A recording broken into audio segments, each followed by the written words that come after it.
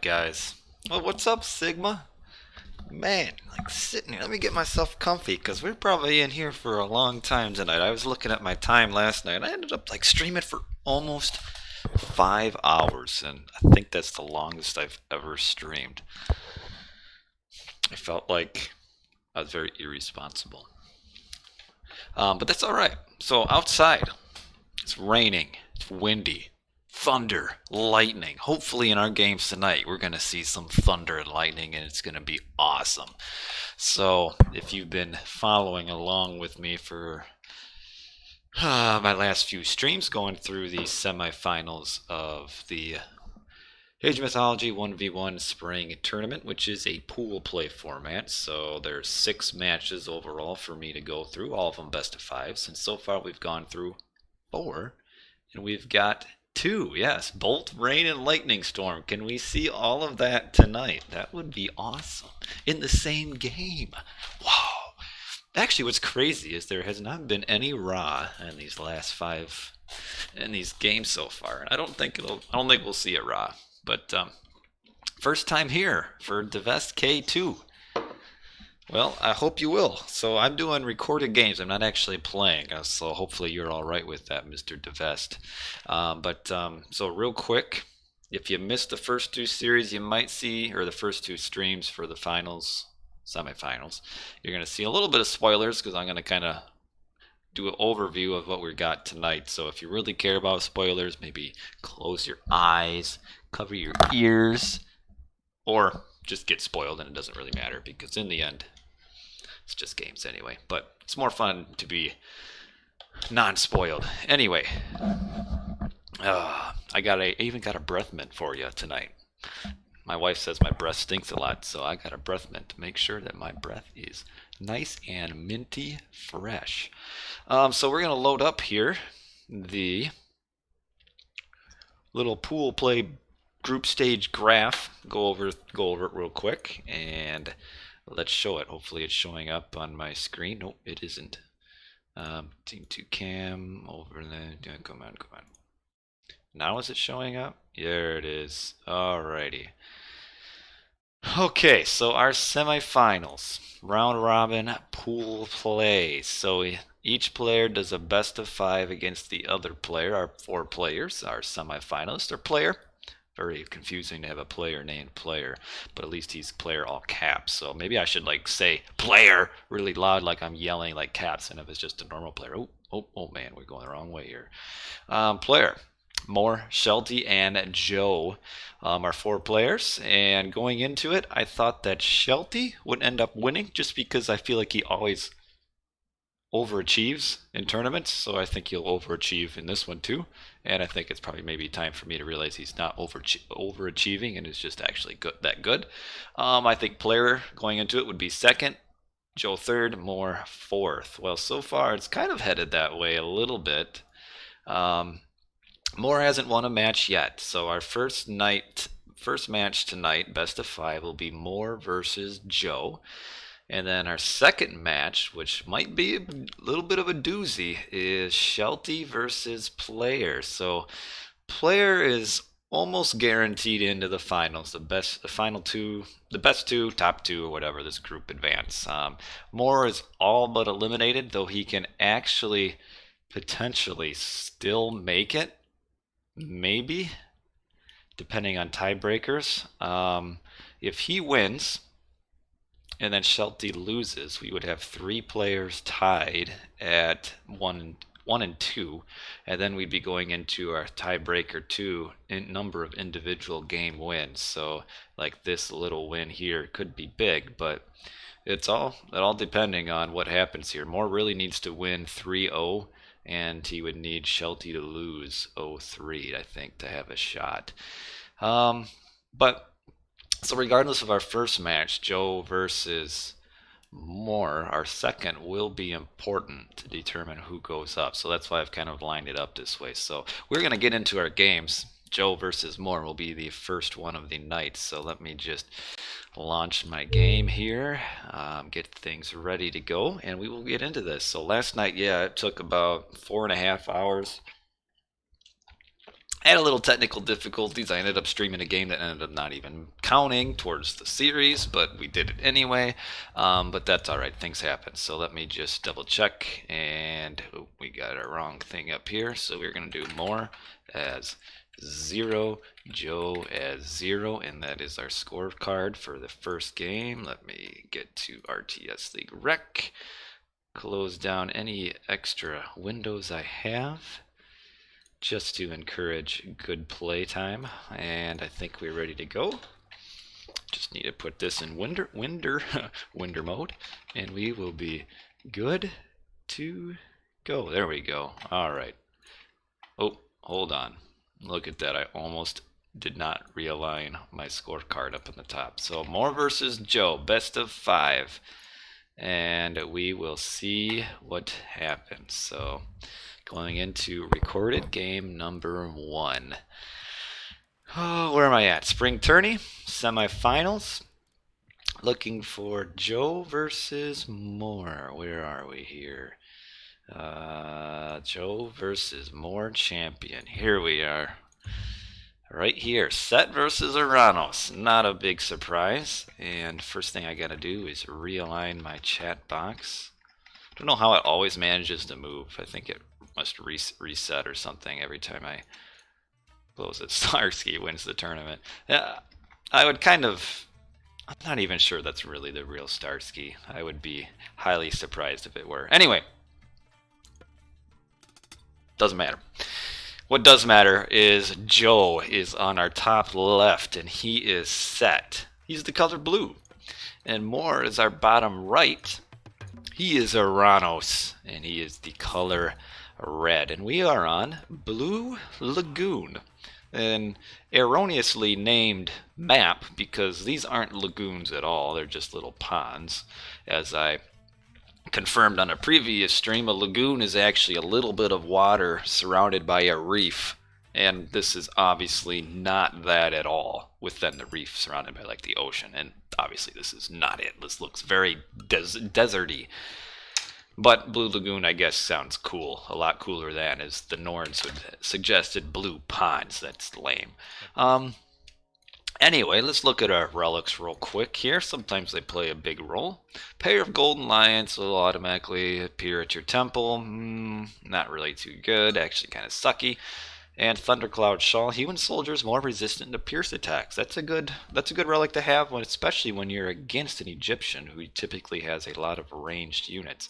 The Golden Lion relic, though, actually has won me a few games, but as Ra, and Ra's early scouting sucks. But the lions I have used a couple times that I can definitively say, yes, the lions won. I remember playing Zodiac once, and we had a big, huge fight over an early town center, and the 2 lions were what allowed me to kill his pharaoh and priest, and then I won. So they won me that game.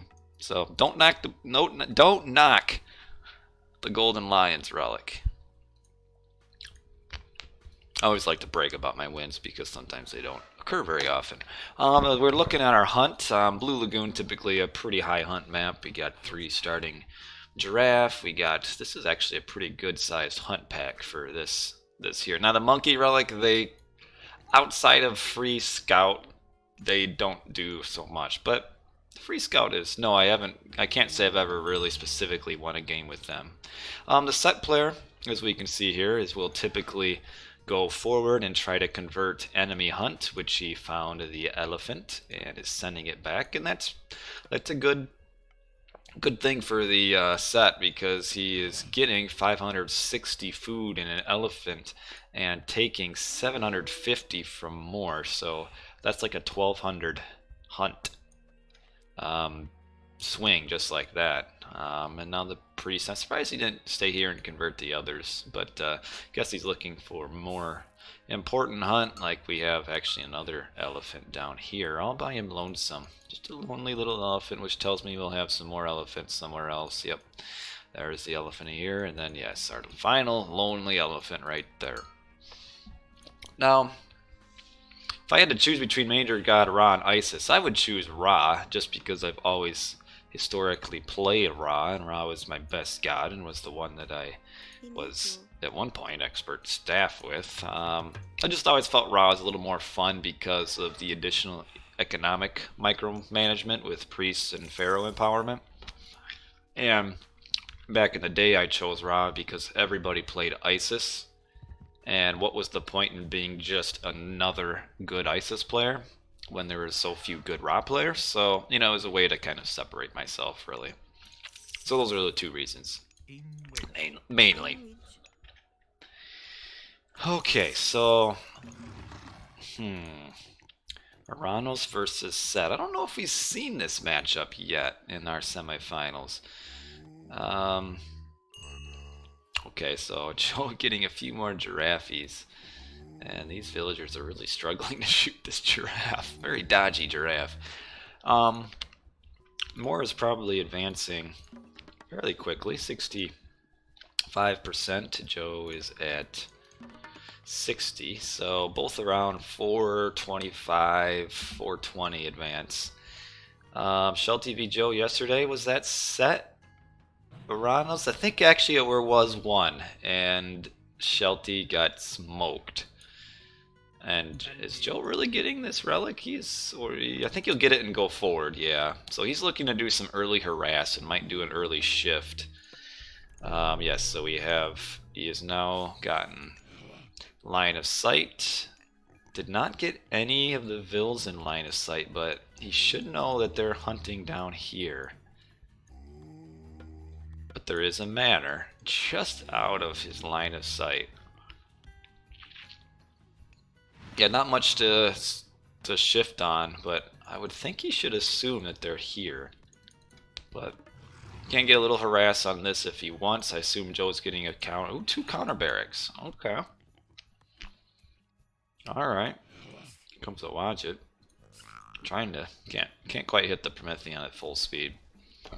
Joe's actually not getting a lot out of this early pressure right now. He will eventually get this villager idle for a bit, but by keeping this pharaoh idle, he is losing out on a 25% empowerment. And now we've got Valor up here.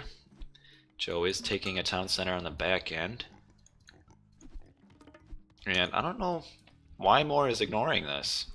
Okay, now his Terma are coming down. I'm surprised he's waiting so long to send his Terma here. The Promethean's trying to stop this town center. And what is Moore doing? Like, I would have thought it would have been beneficial for him to send his units down. It actually looks like he's trying to prevent this town center. Which I don't think is worth it, because even if he does put enough pressure up here, Joe can just shift away.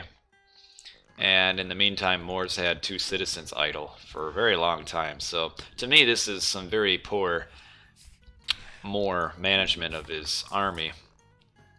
In that, ooh, they get away, but they've been idle for so long, it's really rough. I'm surprised we aren't seeing a shockwave here.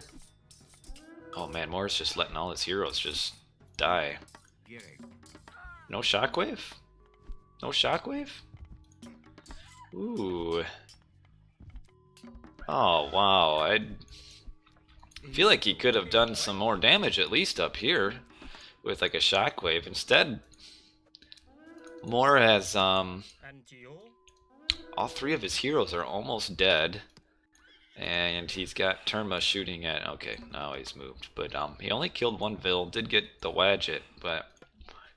Oh. I would have thought he would have used a shockwave there to do some damage. But instead, so Moore did not lose a citizen, but... Man, that was a ton of idle time. Did kill the Pharaoh, though. But man, 3 almost dead heroes. Think he could have done a little bit more there. Okay, Joe is making an armory, so Joe looks like he's just trying to go straight up to heroic age. He's got enough food, I do believe. He was almost ready earlier. Yeah, he's got quite a bit of food stockpiled. He's still got 300 food on that elephant. Moore should probably think about getting another town center or aging through Hyperion rather quickly, which that might be what he's thinking about doing. It depends on how many he starts sending to food. Which it doesn't look like he's doing that. Yeah, he's maybe going to build the town center, I think. There's a couple things he could do here. I don't really know which one would be better. He could go up through Hyperion and try to use the Satyr and Curse power to survive, or he could try to get a town center, which that's what he's doing. So Moore is getting a second town center and just trying to find stuff to raid, which isn't finding a whole lot actually. I wonder if Joe scouted that elephant. No, he did not. Okay, so we hear the armory has been built. Joe's actually a little bit behind in getting his eco. Yeah, he's gonna have to. Oh man, Joe's kind of slowing himself down. Here, didn't quite have enough. He's got a little bit of eco. Like if we could get that 100 wood to food, he'd be up. But yeah, he's gonna be a little bit slower to age up than what he wanted. Well, hello, Mr. Samir Khan. Your name reminds me of Shere Khan from Tailspin. Okay, one field dead, and Joe is finding himself. Oh wow, the long range attack. So finally, Joe is up. Probably about a minute slower than what he wanted. So he won't be up until just before 10 minutes, and now Moore is getting the Golden Lion's relic. And we'll get another Vil. Okay, you probably get another 2 Vils. Oh, he overshot on the one, and the one Terma he had shoot at that lady missed. Oh, I think where's that? Yep, there she is. She lives. She was a dodgy girl. Hard to get. Sometimes women do that. Well, actually, Moore has put on some good early pressure so far this game. Is it? Pretty common surname? Okay. I have to admit, I grew up in a very rural area where there were almost no minorities, and even in the town I live in, there's some, but not a ton. So I don't have really a whole lot of contact with them. Yes, I'm still on night shift. I'll be on night shift for 3 more months. All summer I am nights. Alright, so Joe doesn't even have the resources for a Migdal yet. And Moore is putting on quite a bit of damage on these walls. And Joe's actually having to leave this gold mine, and he has just barely enough to build a Migdal. My wife actually isn't a very angry lady. She's a sweetheart. Oh, gotta watch out for your Pharaoh, though. Wow, Joe is kind of mismanaging this, and now he just lost a slinger. I would have thought Joe would win this pretty handily, but actually right now, Moore is putting on some really good pressure. I feel like Moore was a little bit of a misplay early, but Joe kind of a little bit too slow to age up, and has got to be careful with his score. Well, right now Moore is just watching. Okay, he's going to get some decent damage on it, but yeah, Moore is preventing Joe from even getting a Migdal right now. That wall is down. Is going to push at least these Vils off. How did player versus Moore end up? That ended up with player winning, so we had to replay a game. So player won 3-1 that series. So now tonight we've got Moore versus Joe, which we've got on right now, and then later we've got player versus Shelty. Here comes the Lions. Joe is in a bit. Oh, Moore's got to be careful though. What happened in Shelty versus Joe? Shelty ended up winning that 3-1. Yeah, both of our series were 3-1. Moore has to be careful though. He's losing a little bit too much. Oh, yeah, you got to keep running. Moore got to be careful. He's losing a lot of Terma. But on the back end, I haven't looked at this, but Moore's got 3 town centers. I'd say Moore's in a really good spot here. Joe just aged up too slowly and had a lot of idle town center time, and now is probably gonna struggle to keep up with the 3 town center push. And like Joe doesn't even have a. Oh, Joe beat Shelty. Never mind, I mixed that up. Yes, Joe beat Shelty. 3-1. So I'll show up the graph maybe after this game. I'll show you guys the graph again. Oh, this is a nice raid while all these slingers are up here. We got a really good raid. Yeah, Joe is in trouble. Moore's putting on really good pressure. The Scorpion is dead. Gotta be careful. Slingers are okay. I mean, do pretty well against Terma, but the problem is their speed. And this fight is not going good for Joe. Yeah, he's gonna have to be using ancestors, and even with them, well, Moore just needs to. What he needs to do is pick off the slingers and then run, and then probably wait for ancestors to end. So now all this should run away and not fight the ancestors. There we go. So he's running those away, and now he's running. Yeah, just wait for ancestors to run out. Remass all of your counter barracks Terma, and then come back to the gold mine and should be able to push through at that point. Joe just too slow this game. Not quite enough starting hunt, I guess, that he needed to age up. Oh. Moore did not get that relic. I really wanted him to see human soldiers more resistant to pierce attacks. That would actually be really good in this game, and Moore taking a little bit too many losses, more than he should, fighting right here. But it doesn't really matter. He's just pretty far ahead as far as military. And at 3 town centers. Going good. Does have all the first line of eco, and Joe just has shaft mine and nothing else. Look at this lion. Oh, the lion almost got a kill. Here comes another one. I want to see the lion get a kill. I love the lion. I don't know, I'm always kind of rooting for the underdog in a way. And the lion relic is such an underdog relic. But yeah, Moore's in a really good spot. He is just remassing his army. I'd like to see him get an armory and get pierce armor, which he's got here, and he is up heroic already. Yeah, he's in a really good spot.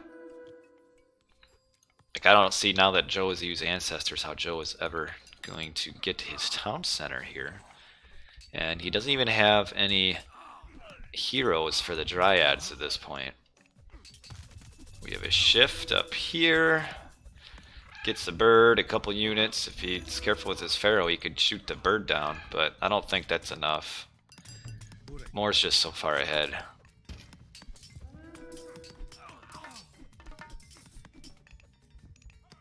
He did get the bird, but I just don't think oh, that's it. Wow. Very quick game. It looked all right for Joe early, getting those 2 citizens idle for so long and getting his town center up. But the problem here was that his town center just didn't protect a whole lot, and he didn't get enough food, and he never scouted this elephant, and that made him delay his age up by like about a minute and a half. And he was just behind an army for so long, and lost a lot of villagers that he didn't need to lose. Like we see economy here. But yeah, the strategy isn't bad. He was just too slow, and Moore put on good pressure and was able to get a decent number of villager kills. So that is game 1 to Moore. Wow.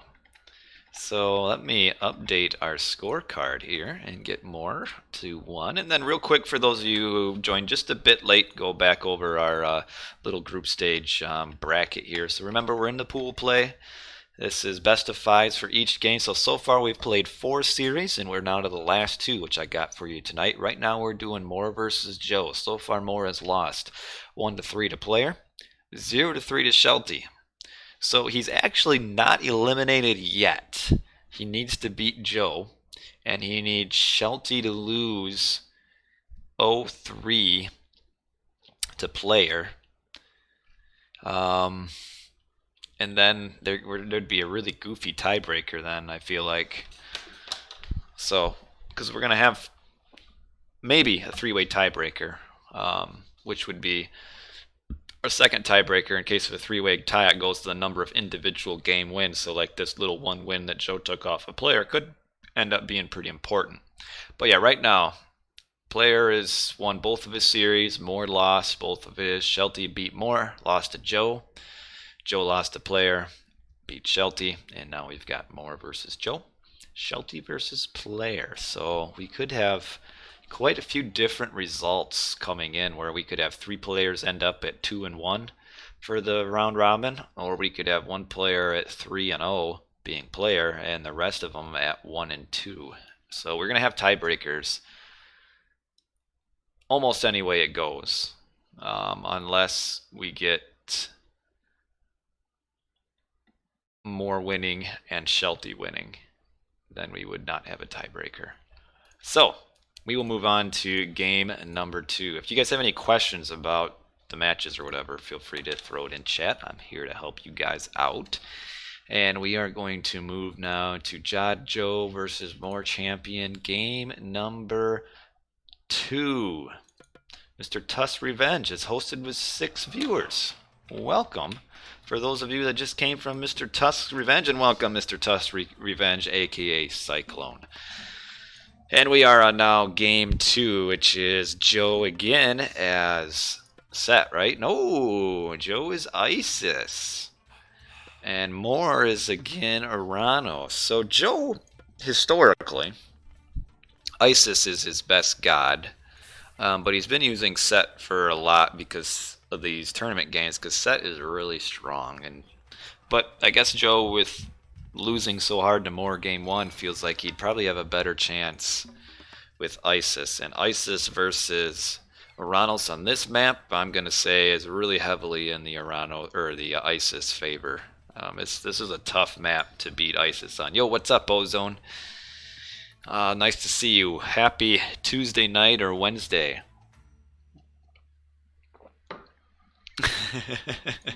Yeah, so let's see.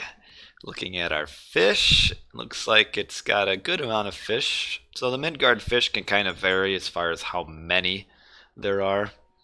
Moore got a little bit better fish spawn with his next fish right here. But Joe's got pretty close too, so they're actually pretty even.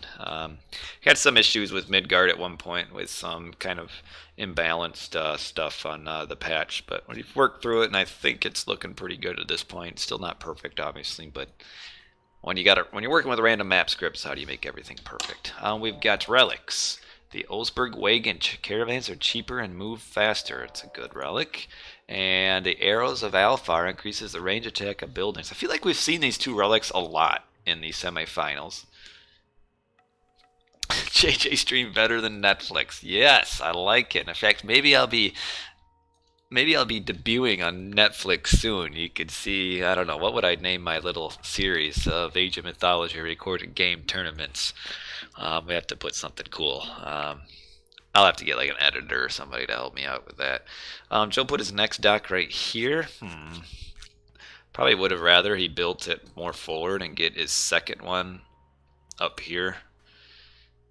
I don't know. I don't know what the point is of building your second dock so close to your first, because there's still plenty of other good spots to put a lot of fish on the side. Midgard, one of those strange maps where it's actually the only real like heavy land water maps.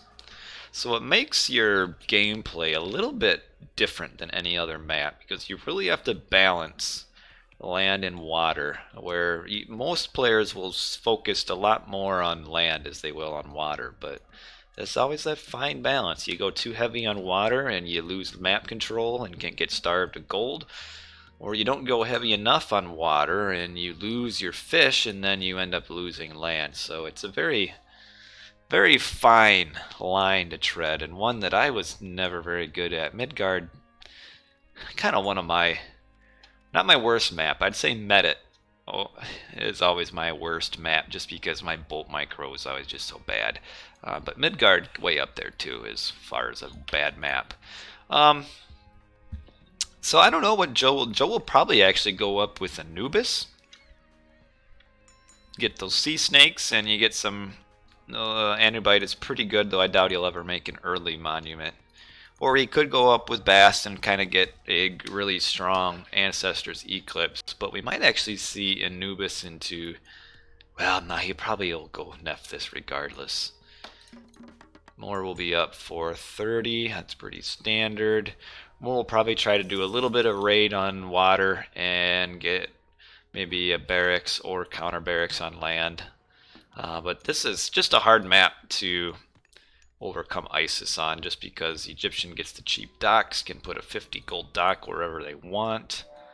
And looks like here she comes down here. She'll probably put a dock here, another dock here, probably end up seeing a dock up here. And that's kind of what separates, especially Atlantean to Egyptian on this map, is Atlantean, if he wants to get a dock down here, he's going to have to walk all the way down with these fat, out-of-shape citizens and put a 120 wood dock down.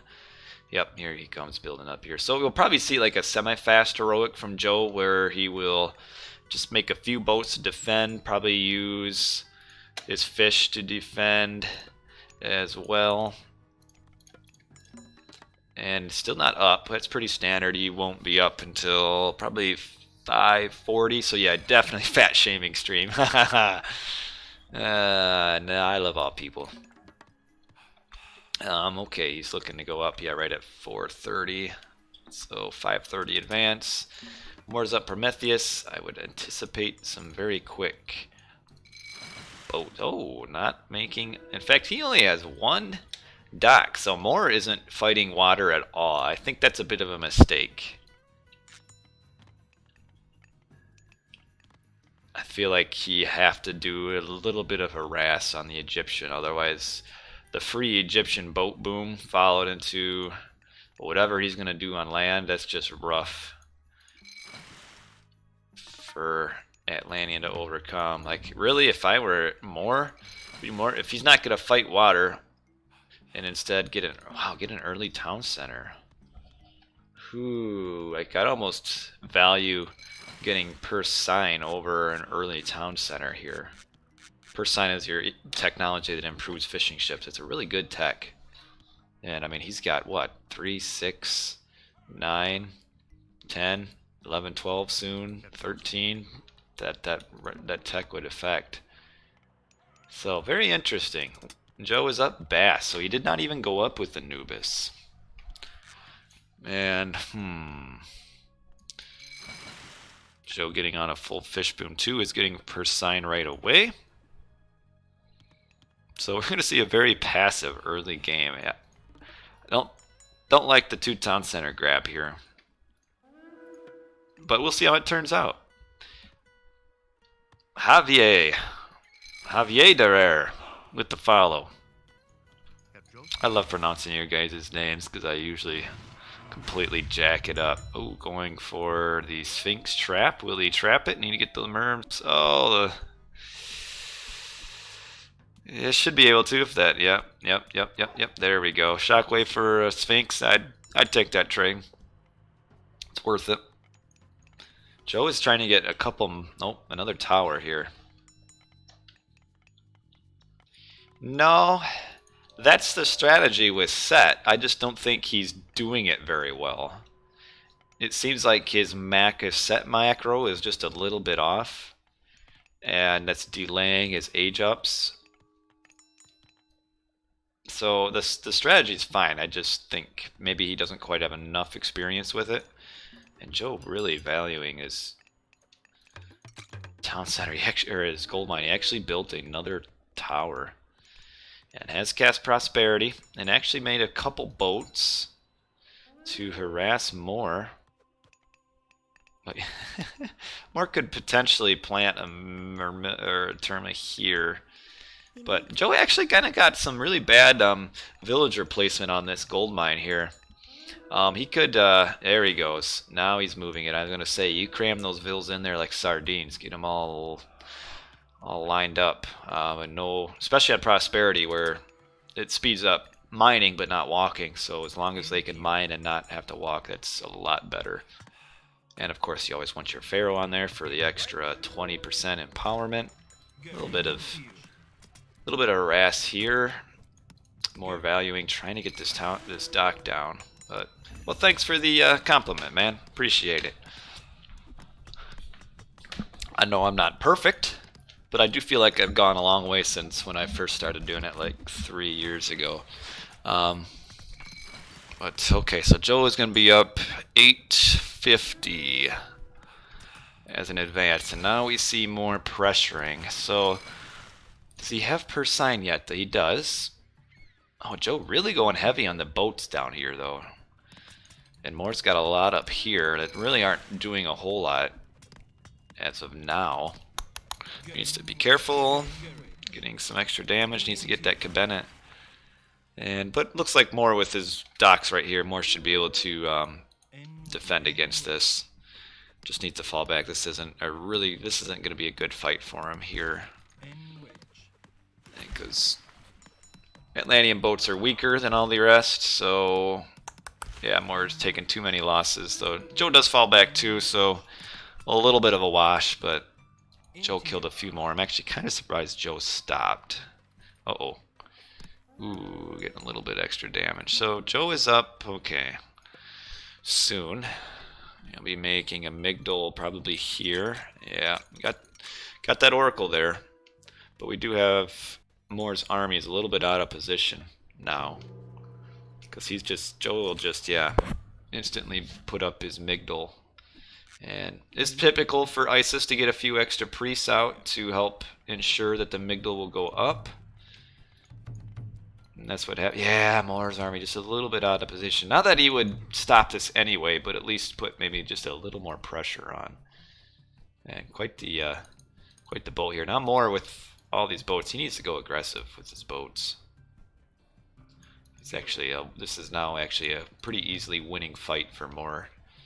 And he just needs to pay attention here and pay attention. Oh, okay. All right. Okay, oh. Now because he didn't pay attention, he lost a few boats and actually has a lot of low health boats here. Okay, so Joe with all of his eco is going to be making a lot of elephants and siege tower.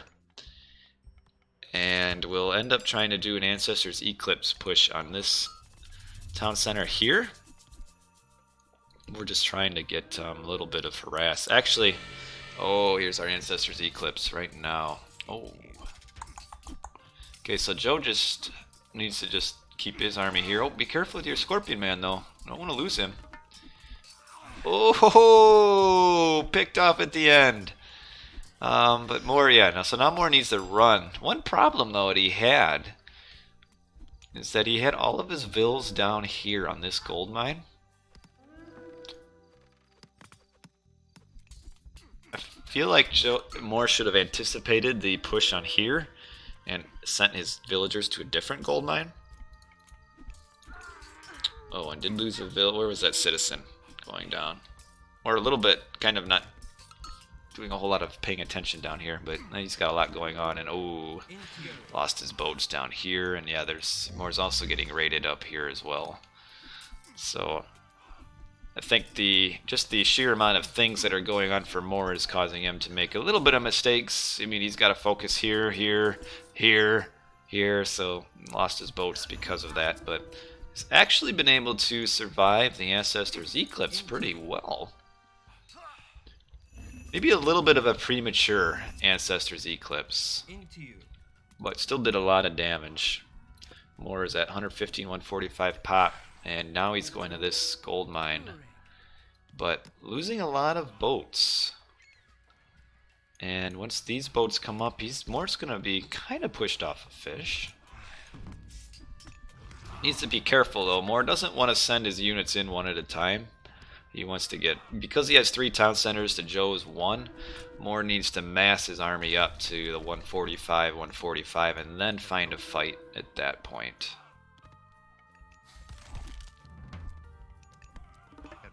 Also needs maybe a few more Cataspeltes, but this actually right now isn't a bad fight for Moore to take. Getting some, because really Joe doesn't have a lot of military, like actual units. He's got elephants that are chasing this citizen, and he's losing his priests, his chariots, and oh, the citizen needs to Watch out, though. Oh, just in time, just in the nick of time. So yeah, Moore is defending, but is losing on water while we are talking on land. And so that kind of is not good for Moore. Well, kind of, it isn't at all. Does Joe have the second boat upgrade? He does. Salt Amphora. So now Moore can defend this, but while he's losing water, he might not have the eco to push, and that'll just be a matter of time once Joe gets all of his eco up, and now he's got 2 town centers and a full fish boom, where Joe will eventually maybe overrun Moore. But we'll see. How's Moore doing with eco? And oh, Scorpion Man kills a citizen. But yeah, Moore losing water is not good for him, but that's just the power of the Ancestor's Eclipse, is it just forces Moore to defend so much on land that he can't win water.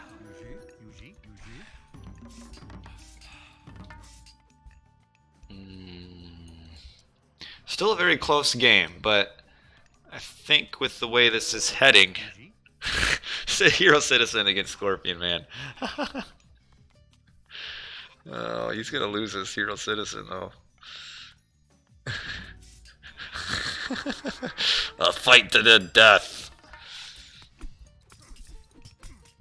Moore should. Okay, Moore doesn't actually have quite enough resources to age up. Let's see this town center being grabbed, but just the sheer number of citizens or villagers here gonna make it hard for Moore to prevent this.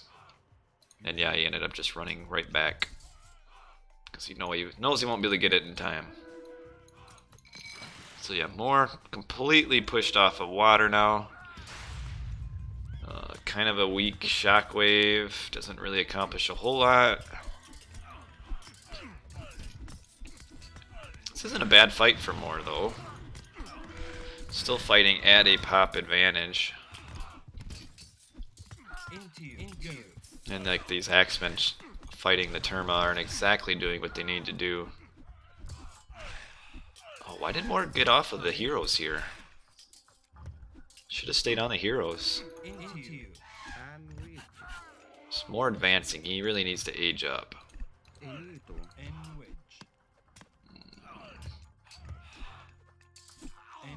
Axeman dying. So Moore does push the Wiggle, but he just can't push beyond that. Okay, so Moore's up Thea. So now what does Moore do? I hope he doesn't go up to Mythic. I don't think that'll serve him very well. I think he needs to put up the pressure, but based on what he's doing with his economy, looks like he will be jumping to Mythic. Do we have a market being built anywhere? No. Oh man, oh wow, what is this? Oh, nice little building.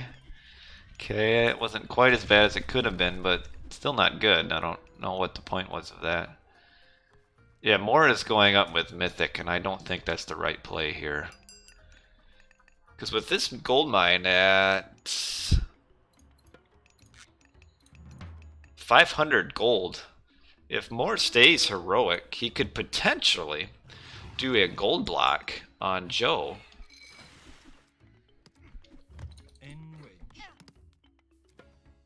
But going to Mythic, I just don't think gives him much.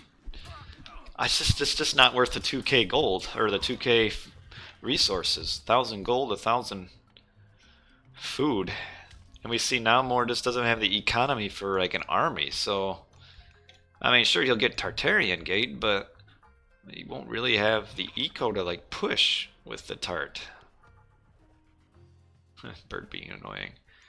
Whereas I feel like if he were to have gone and upgraded his town centers and upgraded his army, he could have probably prevented this gold mine.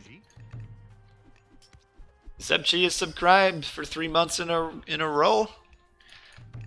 Thank you for that, Mr. Zebchi. The chat lurker, apparently. Okay, it's a nice little fortress here, or palace, I guess, but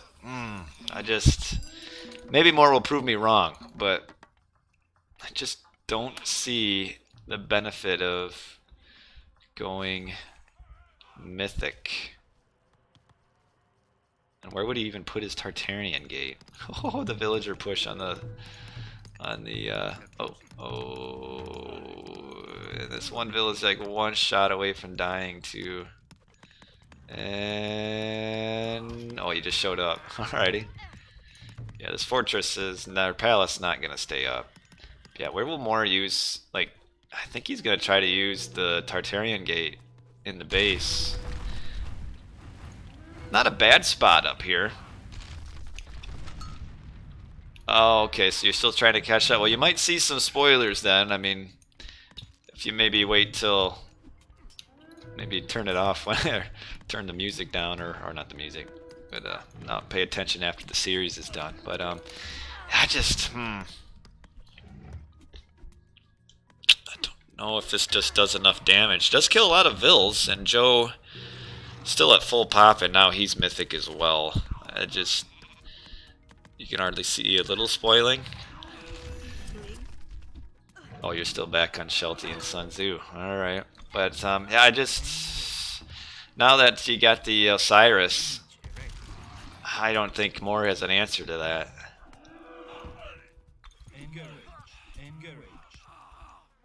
And, like, his unit composition is just so bad. Like, he has nothing to even remotely kill the Osiris. What we kinda got here?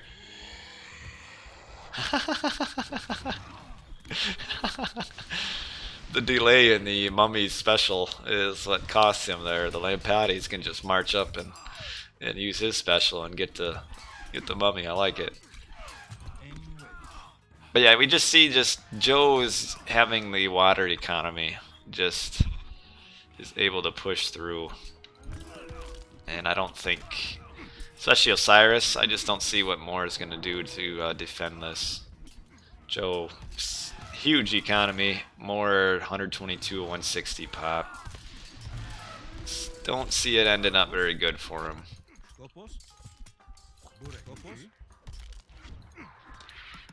I just don't think you get much value out of the 2,000 resources on the Tartarian gate.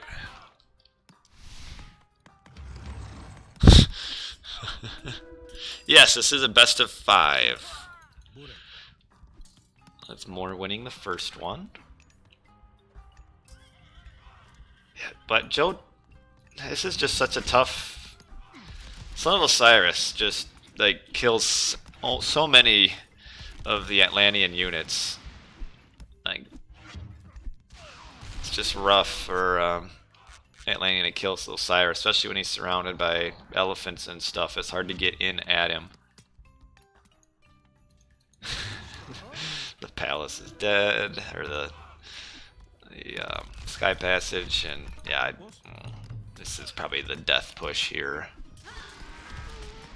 We're more still at now. Yeah, no economy. Joe sitting real nice and pretty still. Full economy. Catapults. Osiris doing his damage.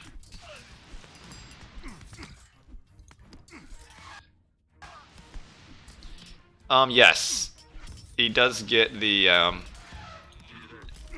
bonus against myth units as well. I think it's maybe a times 3 or 4. Yeah, I noticed that when I was just looking at it. Like, the rubble is like way too big for the sky passage. That's actually a pretty easy thing to fix. I could actually just fix it now because it doesn't have any out of sync issues. Cyrus going way deep in here. Alright, so that was it. Couple quick games here. And we are knotted up 1-1, so definitely the switch to Isis on Midgard really scored big for Mr. Joe. We can just see the economy boom. Moore just couldn't afford to lose the water and let Joe fish freely. But I mean, it's just Joe played that really well. And it's just a rough matchup against Isis on this. Just don't see what he can do. Anyway, my baby's crying. I'll be right back. She usually wakes up around this time, so I give her a passy and she goes back to sleep. So I'll be right back, and we'll have game 3.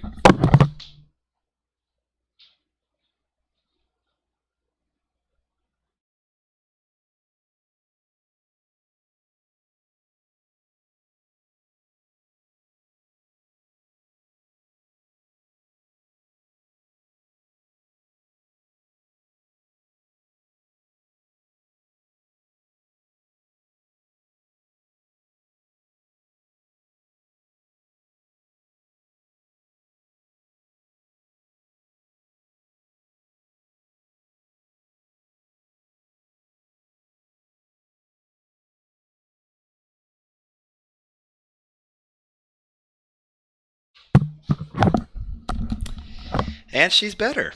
The passy solves all problems. So let me update our little scorecard here. Moore won. Joe won. And we will move on to game 3. So what do you think? Joe stays as Isis? I think he does. Why would he not? And we are game 3.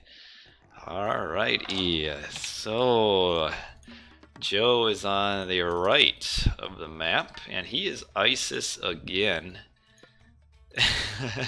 And Moore Champion is on the left, and he is Oranos. So Oranos, Isis, Watering Hole. Got some very forward town centers. This one right smack in the middle of the map. This one not quite so, a little bit up. Watering Hole, High Hunt. Ooh, 2 elephant down there. Okay, here's his elephant way down here. Got some gazelle next to his town center, and up in the middle we've got quite a bit of hunt too. Next to town centers, which is pretty standard. And then 2 gold mines in the middle. The rest are all scattered around. Yeah, sometimes they have tournaments where they have to change gods. And like this one, there it isn't. There's no requirement. I do prefer the tournaments where they have to change god, but you know, at least this then you see the best players on their best gods every time. Yeah, the problem with like random god tournaments though is that there's really not a lot of players that are good with all the gods, so then it becomes a little bit more luck based for those players, where if you get random god keep continually that you're bad with, and you might get eliminated. I remember back in the olden days, 2005, there was a tournament, expert tournament, that was random god, and the way it worked was game 1 random god, and then game 2 you would swap the gods. So round 1, and Norse was always been my worst god, and I was playing a Norse expert, and the matchup was Odin versus Odin. And so I'd lose game 1 like 10 minutes, and then we swap gods to Odin versus Odin, and I lose game 2 in like 10 minutes, and that was the tournament, and it just sucked. Oh well, life went on. Here I am, 15-ish years later. But yeah, that was that. At the time, though, it wasn't very funny. But looking back now, oh well. But yeah, the random god experts are definitely the most skilled players. Just the problem is there's just so few of them. But yeah, it was a fun tournament for not me, but the other people. It was pretty fun. But yeah, the civ swap worked great, except when it was mirror civs, and then that aspect of it didn't quite work out. Yeah, I'm a raw player. That was my god back in the day, though now I kind of just prefer doing whatever. The variety is good. Okay, anyway, for the game itself, we've got Isis versus Oranos on a very high hunt map. I'd say this is, again, a Isis favored map. Watering Hole tends to be a little bit more defensive, and you always have at least one pretty defensive large gold mine, as we see right here. And really, it's pretty simple for Joe to protect it. All he really has to do is just throw, like, he could almost just triple layer this wall and get this town center, and he could really almost do a semi-fast mythic and probably win based off of that. Isis is one of the guys that does do really well against Oranos. Probably maybe does better against Oranos than Set does. Just that Ancestor's Eclipse push is just so strong, and then having Osiris. Osiris is Atlantean's kryptonite. I mean, he just kills everything that Atlantean can make. So we'll probably see a fast heroic for Joe. And he could do a variety of things. I would think he could push heroic age, but I would think he might do more so of like kind of a bit of a raiding strategy. Get this town center and do a 2 town center fast or semi-fast mythic, and maybe make just a few units to kind of raid around with in heroic age. But we shall see. He is hunting forward here with quite a few vills, which I do believe more scouted. Yeah, he knows about it. And Joe is actually up really late. It's 4:30 and he's not even advancing yet. So he'll be up 5:45 and more up already. So more will actually should be able to push Joe off of that forward hunt. We see more is actually really wanting to get his military buildings fast. He's doing double military barracks. That's interesting. That's not standard play, the double military barracks. I'm wondering if he's anticipating a pre-siege. That could be another thing Joe could try. But double Murmillo is a little bit odd.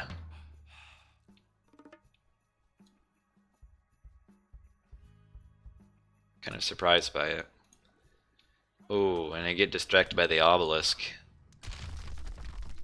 But yeah, that's what I mean, is that he's not going to be able to keep up double Murmillo and citizen production.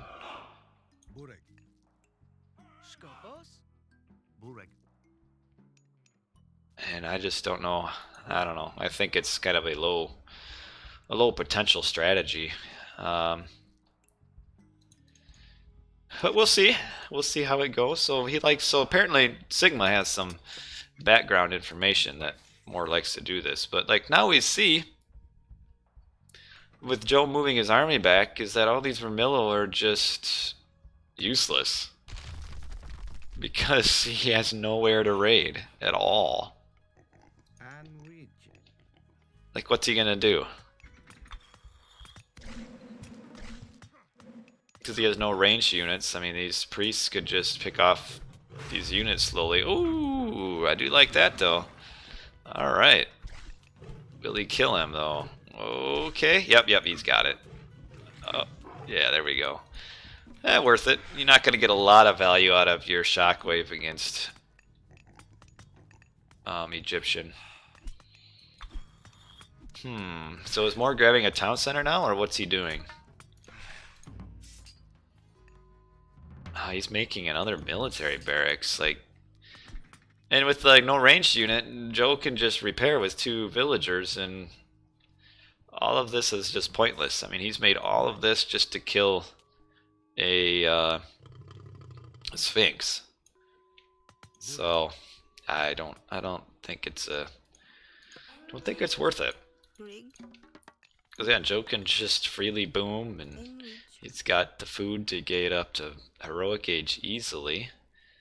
And once these hippo are out, he'll probably send in. He's got his 800 food. He'll probably just come down here and get his prosperity in on the gold mine. But it's just don't see the point. I don't even know why he's fighting this gate. I think he can get in around it. But alright, so yay, he killed the gate. Now he's getting a town center. This should really be the first thing he should do in this is to get his town center first. Well, now that he has a few Terma, he'll probably be able to get through this wall, but he's not really going to be able to do much damage. No magic, Mr. Midgard. No. Well, Midgard's not active anymore, so you won't see him. But no, Magic and Mista didn't play either. Not specifically sure why. Look at this Terma just running through the gate like he owns it. And now we have, again, what's... I mean, sure, Joe could push, or more could push this gold mine, but really not a lot of value doing that. So he's going to the back. Alright, so Joe has a ton of food. Is building a barracks. We'll come down here in this very poorly positioned mining camp and do a prosperity. Even cast his prosperity a little bit early, because he's about 10 seconds in and is just now getting his villagers mining. And again, I want to cram them in here. Yeah, not the greatest of prosperities, but yeah, even still, the kind of very poor villager placement there. I don't know why players will put the mining camp on this side of the mine, because the top is larger, so you can fit a lot more villagers in between on top and bottom. But I see players do this, like even good ones, and it really, I don't know, never quite understood it. We're getting another town center now. A little bit slow. The top players dodging each other isn't anything new. I mean, back in the olden days, I feel like the experts always played each other, but yeah, now without quick search and a bunch of cowards and and some are more of a more dodgy than others. But yeah, the Brazilian mining camp placement. But despite all this, I mean, Joe really has no concerns. He's definitely going to be doing a semi-fast mythic, I feel like, because he's got the food to do it. Though a little bit behind on gold, so maybe he won't actually. Yeah, so he's building a Migdal here. And yeah, he'll have to push, and that army can get pushed back. And yeah, more should have been at 3 town centers a while ago, I feel like. Just all this army is almost like accomplished like nothing. He's killed 1 wall, 2 wall, 3 wall, 4 wall, and then here comes a rogue Murmillo coming in to die. Or not. Oh, yep, there he goes. So yeah, more at... Oh, a little bit idleness there. Trying to pick off an axeman, which he gets, but with that black gold mine, there's just nothing more can really do for like damage. Where's Joe gonna get his economy to age up? I wonder if he's gonna sell wood and buy food. Though that's a lot of food. He's got to buy 500 food, because he actually has... Oh, the shockwave. He wanted to get the Scorpion Man to go this way. And now he's losing a lot of units trying to get at that Scorpion Man. And he doesn't even get it. So yeah, didn't quite work for that. So he wanted the Scorpion Man to fly this way and get it, but he just misplaced the shockwave. Because the units do fly based on their position to where the shockwave is. But yeah, we see Joe is actually really heavily pushing out now, so... Yeah, Joe won't go heroic at all. He's actually pushing pretty heavily just based on this. Moore took a few bad fights there. And now he could actually do some damage here,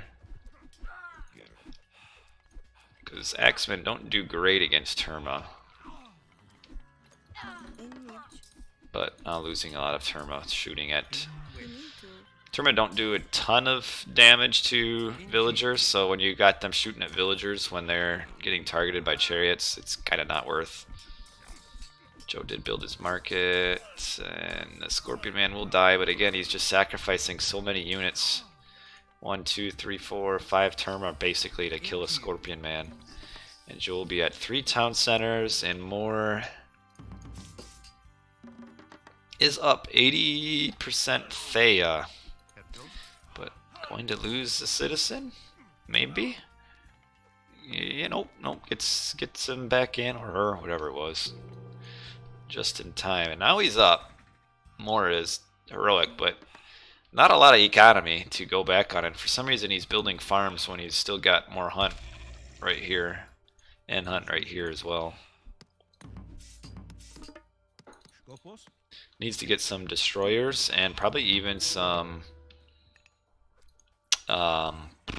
Contarius. Who won last match? It was Joe. So we're at 1-1. And Moore has not enough army to fight this. Does Joe have a siege unit though? No siege. Oh, here is the siege. Got one tower coming in. But with all the damage the ancestors are doing, we will see. Okay, maybe not. Tower's going up this way, but man, just we're losing a lot of units here. No, Joe lost some. There's kind of probably an even trade there. The ancestors not the best use of ancestors here, but because he's didn't have a siege unit. Like if he just had that one siege tower up here, he probably would kill it. But I think we still got 9 seconds on the ancestors, and Moore doesn't have enough army.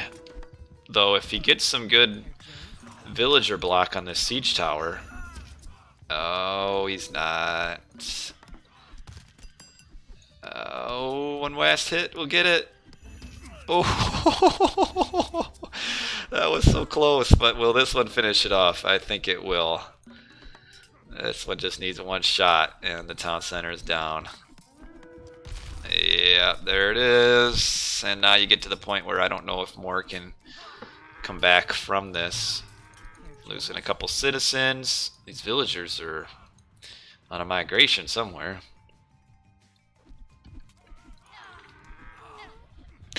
See, if Moore would have gone the immediate 2 town center to 3 town center, as opposed to making all that army without getting a lot of benefit from it, he would have advanced faster and had a lot more of an army to defend from this. Okay, so now Joe's units have finally landed. I guess he was looking for hunt.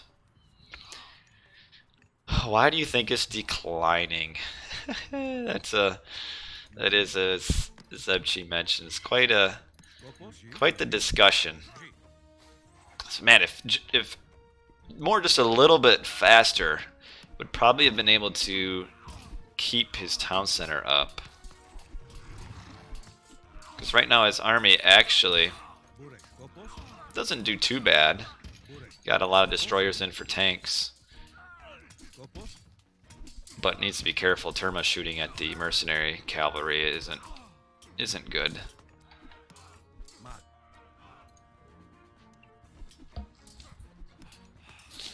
I would still like to see a few Contarius show up.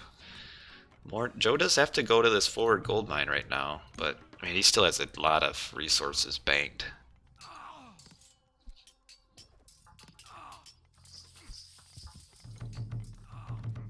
Yeah, there's been a couple recent posts about all of that. I mean, you'll never know. But fun to talk about, I guess, if that's your cup of tea. What is Moore doing? Is he aging? No, he's not. He's going to try to get his town center back. But it's going to be tough for him to do that.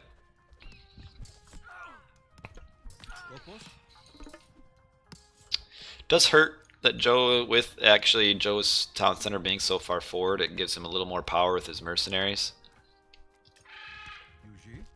But yeah, if Moore wouldn't have lost this town center, just been a little bit faster with his army, he'd be in actually a pretty decent, pretty decent shape. And actually one problem Joe has right now is he only has one while the priest just died. He actually doesn't have a single hero. Oh, here comes one more priest to replace the one that died. How you doing for economy? Moore has... it's okay.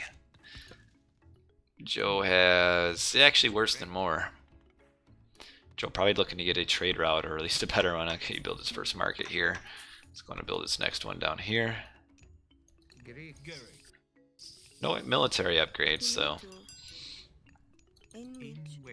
There's Pharaoh.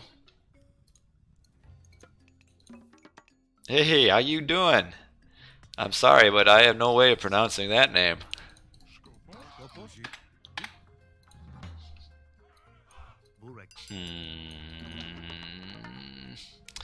Boy, if Joe only knew, he could just send his chariots up here and kill all three of these.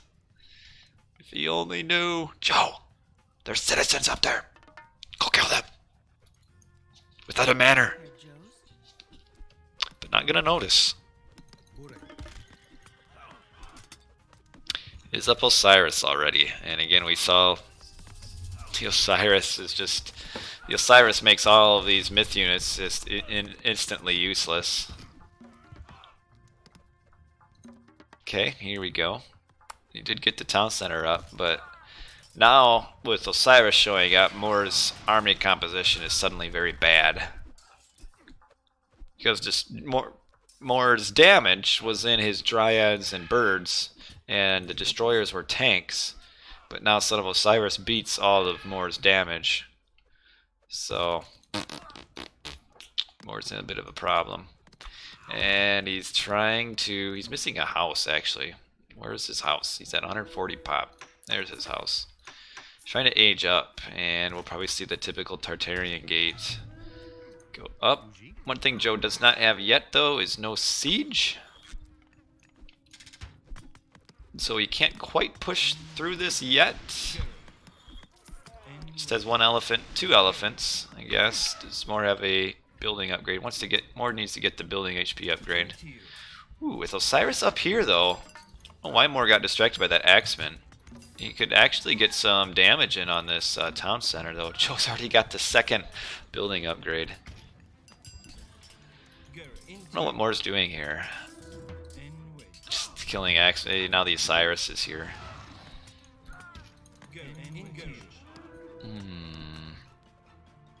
Yeah, just what does Moore do at this point? Destroyer versus Osiris. Oh, man.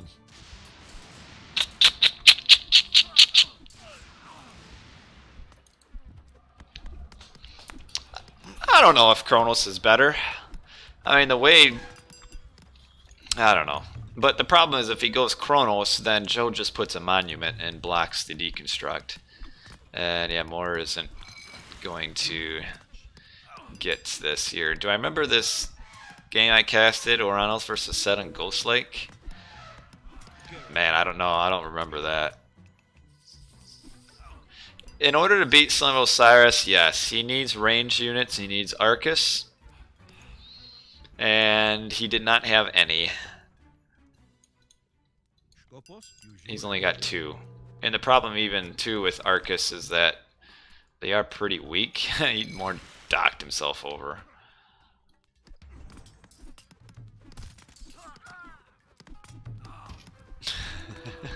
No, I don't remember that game. Don't remember at all. I'm surprised you remember it. Must have been memorable for you. No,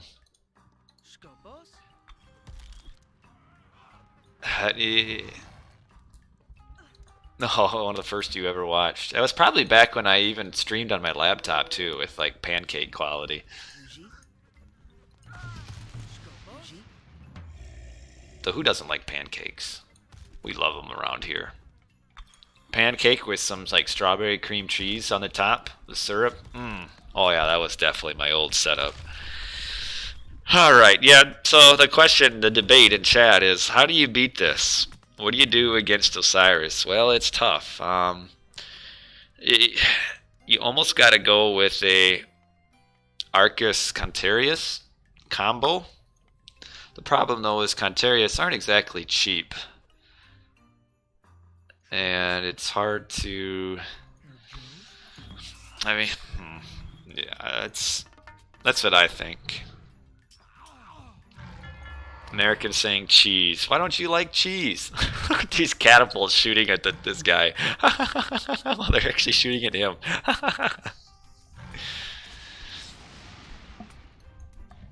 But yeah, I mean, once you reach this position in your Oranos, you're screwed. You can't get yourself in this spot. I mean, down a town center, and then Osiris shows up. You're kind of stuck. What is this? Oh man! Oh, his citizen up here died. Yeah, so like Joe doesn't really have much to, or not. Yeah, Moore doesn't have much he can do here. In the olden days, Oranos could kind of answer this with going a fast Titan and getting the Titan before the Egyptian could get it out. You know, get basically Oranos is old in the olden days would do the early pressure, get an advantage, and then sit back and get the Titan. That's kind of fallen by the wayside though, which we do see now the Titan being built. But you know, I haven't ever said this recently, but I'm not a big fan of the Tartarian gate against, especially Isis. I just don't think you get much out of it. I feel like Vortex would be a better choice. But now we have this strong push here. I don't know if Moore can survive this long enough to get a Titan up. Did get a little bit of a surround on these catapults, but you still got Osiris, and the problem Moore will have is with 6, 7, about 11 villagers or citizens on the Titan gate, he won't really have the economy to replenish dead units.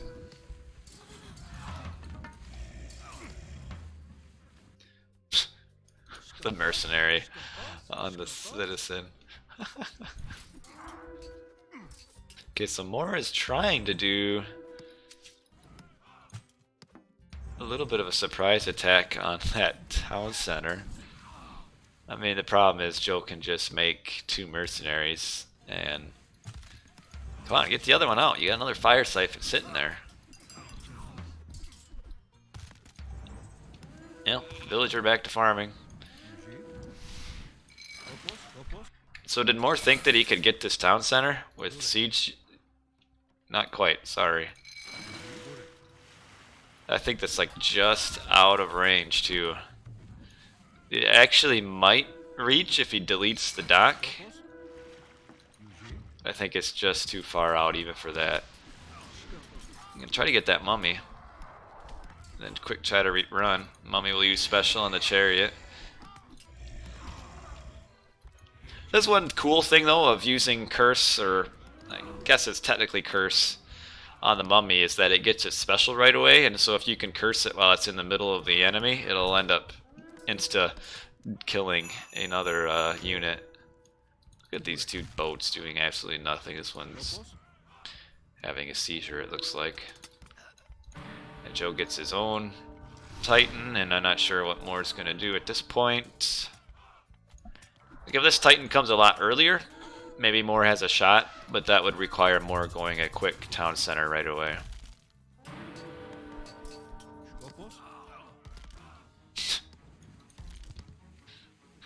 Yeah, if Moore could have like sneaked in a sky passage back there, it would have been pretty cool.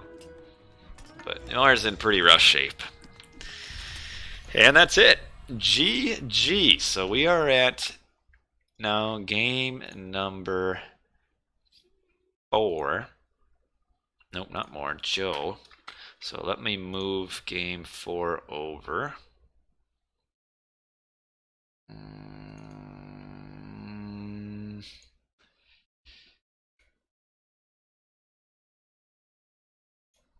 I need to find it. Semifinals. Paste. So that's game 4. No, that was game 3. We are now at game 4. GG, well played by Joe, but this is a tough map to win against Isis. You get the back gold mine that he can just wall off. What Moore would have needed here is that you can have additional entrances up to like 3. He needed all these extra entrances to be up here to just force Joe to wall off, because if there would have been another entrance here and maybe another one here, it could have been a little bit better for Moore. But tough map for Moore to go at, and I feel like he probably had the wrong strategy. Like, his economy could have been a little bit higher to where if he holds this town center, he can maybe do a little bit more, but not quite. And actually, yeah, with the dock being deleted, he was able to shoot the town center. That's so funny. Alright, military killed loss. Joe a little bit ahead, but yeah. Anyway, we will move on to game number 4. Isis Oranos on Alfheim. I like Alfheim.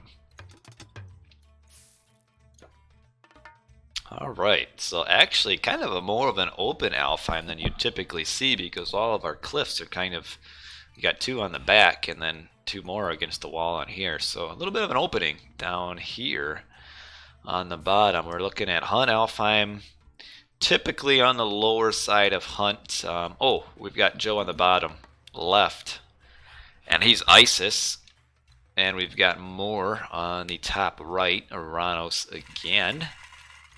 So very interesting. Joe lost the first game as Set, changes back to his standard Isis, and then wins the next 2 really pretty easily.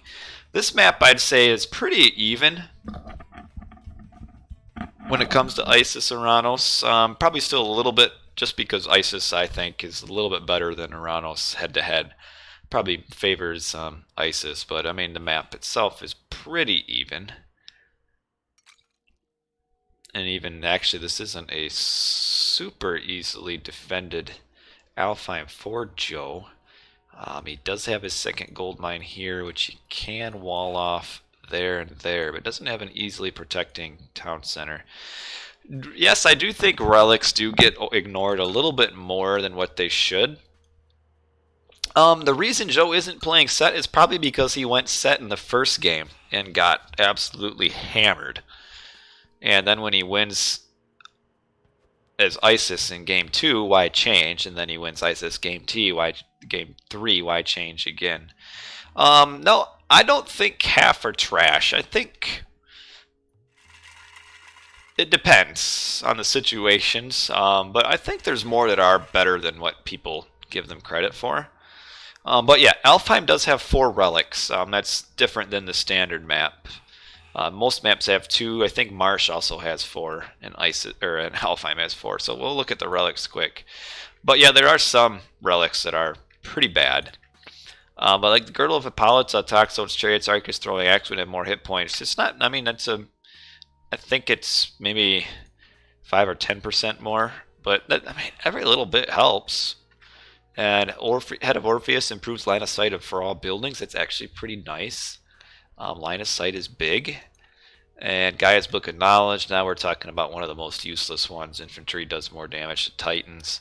And then Tower of Cestus increases tower attack. That's actually a good relic. If you get, there's two.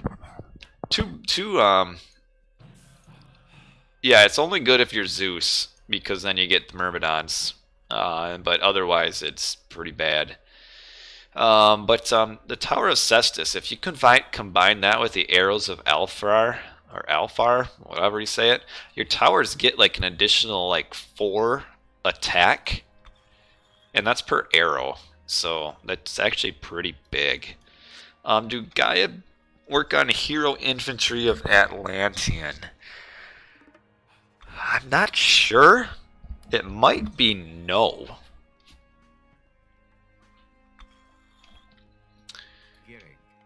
Because I think,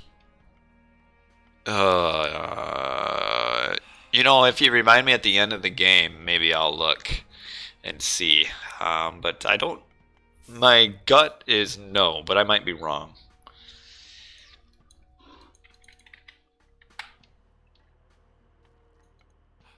Restart, you could get both those relics as spam towers. You did do that? Yeah, I agree. I don't think it works because I'm pretty sure the relic improves abstract infantry tag, and the hero units, Murmillo, Cataspeltes, and Fanatics don't get that abstract infantry tag, and I don't think the relic specifically applies to Hero, Fanatic, Murmillo, or Cataspeltes, or Destroyer. Yeah, spam towers with those 2 relics. Okay, so Joe, what are we going to look at? I feel like Moore will probably build maybe an early counter barracks or 2, and then get an early town center, and then just try to out-eco the ISIS to the point where the eco can withstand the ISIS push. Because his double Murmillo strat last game didn't work. I never seen that used before against ISIS, and I think there's probably a reason I haven't ever seen it used before, because it doesn't work. Moore is up. I'm surprised nobody streamed these games, actually. Very strange. Moore is up 90%. Best relic is one that increases myth unit crush armor. Yeah, that doesn't help. About the only time it's useful is when it's like you get a Titan v Titan battle. Okay, that is a counter barracks, right? Yeah. It saves a few hundred hit points on your Titan v Titan. Okay, so 1 counter barracks and 2 counter barracks. Okay, so double counter barracks. You'll try to get just a little early pressure, push Joe into his base, and then get a town center, I would think. Probably will queue the first 3 Terma here so he can get Valor on him. And get a Citizen Valored as well.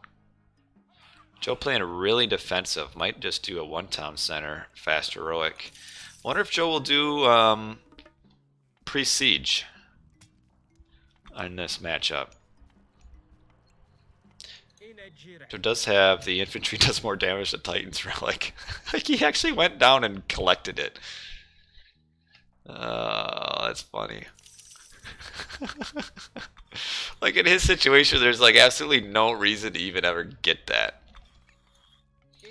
But the question, why do I think relics are kind of ignored? I think it's just because a lot of players undervalue their usefulness. I mean, there are some that bad. I think the bad relics are the ones that give relics a bad name, as people kind of think that because there's a few like bad ones, it's just not worth it. So yeah, we're gonna just see a 1 town center, fast heroic from Joe. Nice little pressure here for Moore. He can actually get in here without any arrow fire, and will actually force. I mean, not a big deal. Joe just has to go to his cows maybe for a little bit. But really protected gold mine. We could see how much Joe worked at protecting this double layer walls, and even has a little bit more of a wall here, which means Moore can't really get at it. So yeah, Moore is getting his town center now. Oh, he's getting a relic. That's the Moore. I think that's the one for the buildings, towers, I think. And okay, so Joe will have enough. He's going to use his prosperity soon. Though he does not have pickaxe yet. He'll want to save it till he gets pickaxe. Alright, just the point of this is just to delay this a little bit. Might see a shockwave to finish that off, maybe. Oh, nice block. Oh, oops, I hit fast forward for a little bit. My bad.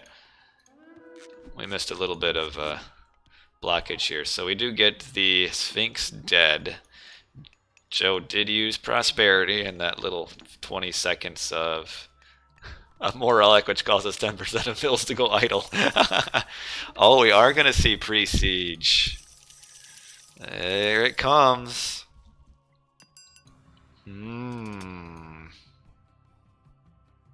Tower of Cestius is the home to Hero and Leander. Alright. So pre-siege. One thing though is Joe doesn't have a great second gold. I guess Joe is assuming he'll be able to push through and defend this. Yeah, on the low hunt map, it does work better than the high hunt, that's for sure. Because Moore won't be able to really get any Murmillo or anything. And we'll just be doing Terma against Priest. Okay, so Joe is empowering the temple to get the technology Spirit of Ma'at that increases priest healing rate and also decreases their cost, which is integral for your priest siege strategy. What is more response to this? Mort is not making any army right now. It looks like he's maybe thinking of going or trying to push to heroic. That's what it looks like he's trying to do. The problem here is Oranos facing this is that none of your heroic god powers really benefit you at all in this situation. Because you can't make dryads because of priests, and curse, the only thing curse will do, or not curse, the only thing chaos will do will just get one scorpion man. What Joe really, or what Moore really needed to do probably was mass an army and force problems at the second gold mine. Because if Moore has a full Terma army right now, he could pick this off decently. I mean, we've got not a ton of priests, and Joe is out of gold for the time being. Oh, actually, he still got, never mind. He still got 800. Yeah, those look like Moore is definitely trying to go up to heroic, but I think he'll just be too slow. Like on a high hunt map, he could get to heroic pretty quickly and not have to spend all these resources on farms to get there. I think that Joe will be able to attack before Moore can get heroic and get his destroyers and Arcus, because that's what Moore would need, would be destroyers and Arcus, but I think Joe will be attacking before Moore can reach that point. And the problem Moore also has is that this town center is backed off, is blocked off. There's a lot of noise outside. Is blocked off from the rest of his base. So if Joe comes here, none of these citizens can get out. And oh, I got a subscription from Mr. Sigma. Thank you, man. I appreciate the subscription. Look at you. You've been holding out on that for like all the streams, and now you throw it down. Look at you. Oh, 2 Terma died for no reason. But yeah, I just Moore is up. Oh, he's going up with an anonymous gifter. Thanks for the gift sub. Oh, did somebody gift you? Followed by Hannibal putting in the sub hype with all of the Poseidon emotes. Well, that was nice of our anonymous sub gifter. And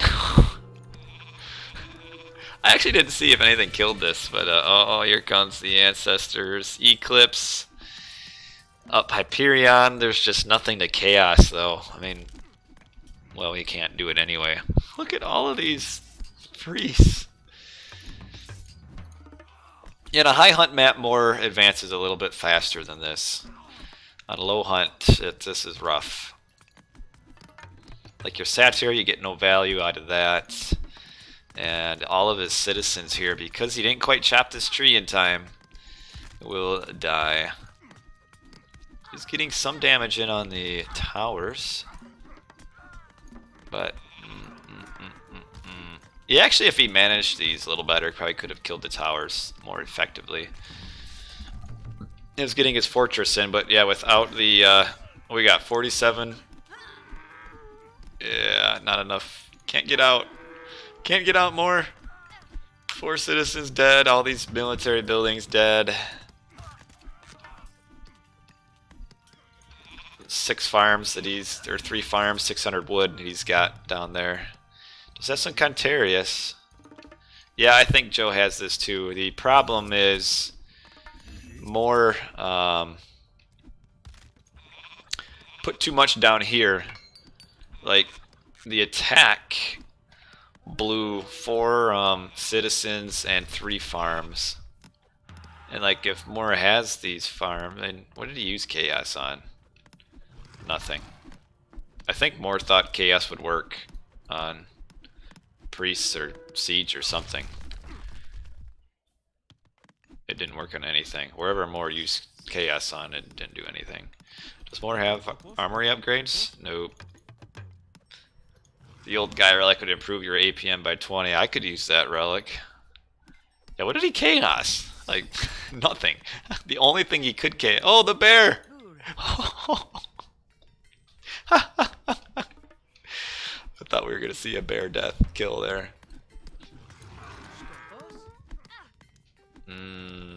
Yeah. Moore doesn't even have any pierce armor relic or upgrades either. And he's housed as well. Here comes a destroyer. Coming down. But yeah. Just a little too slow, and that's the low hunt does make this tougher to survive against. And losing 4 citizens down here now. Actually, he lost 5 citizens. 5 citizens, more citizens here. More doesn't have anything. And this is going to be the game.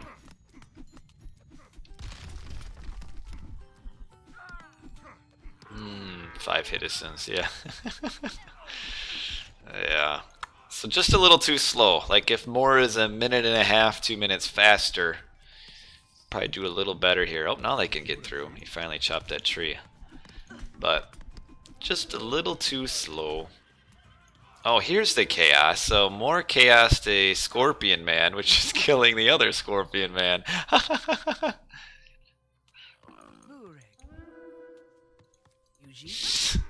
Now the Chaos Scorpion Man will just wreck everything else.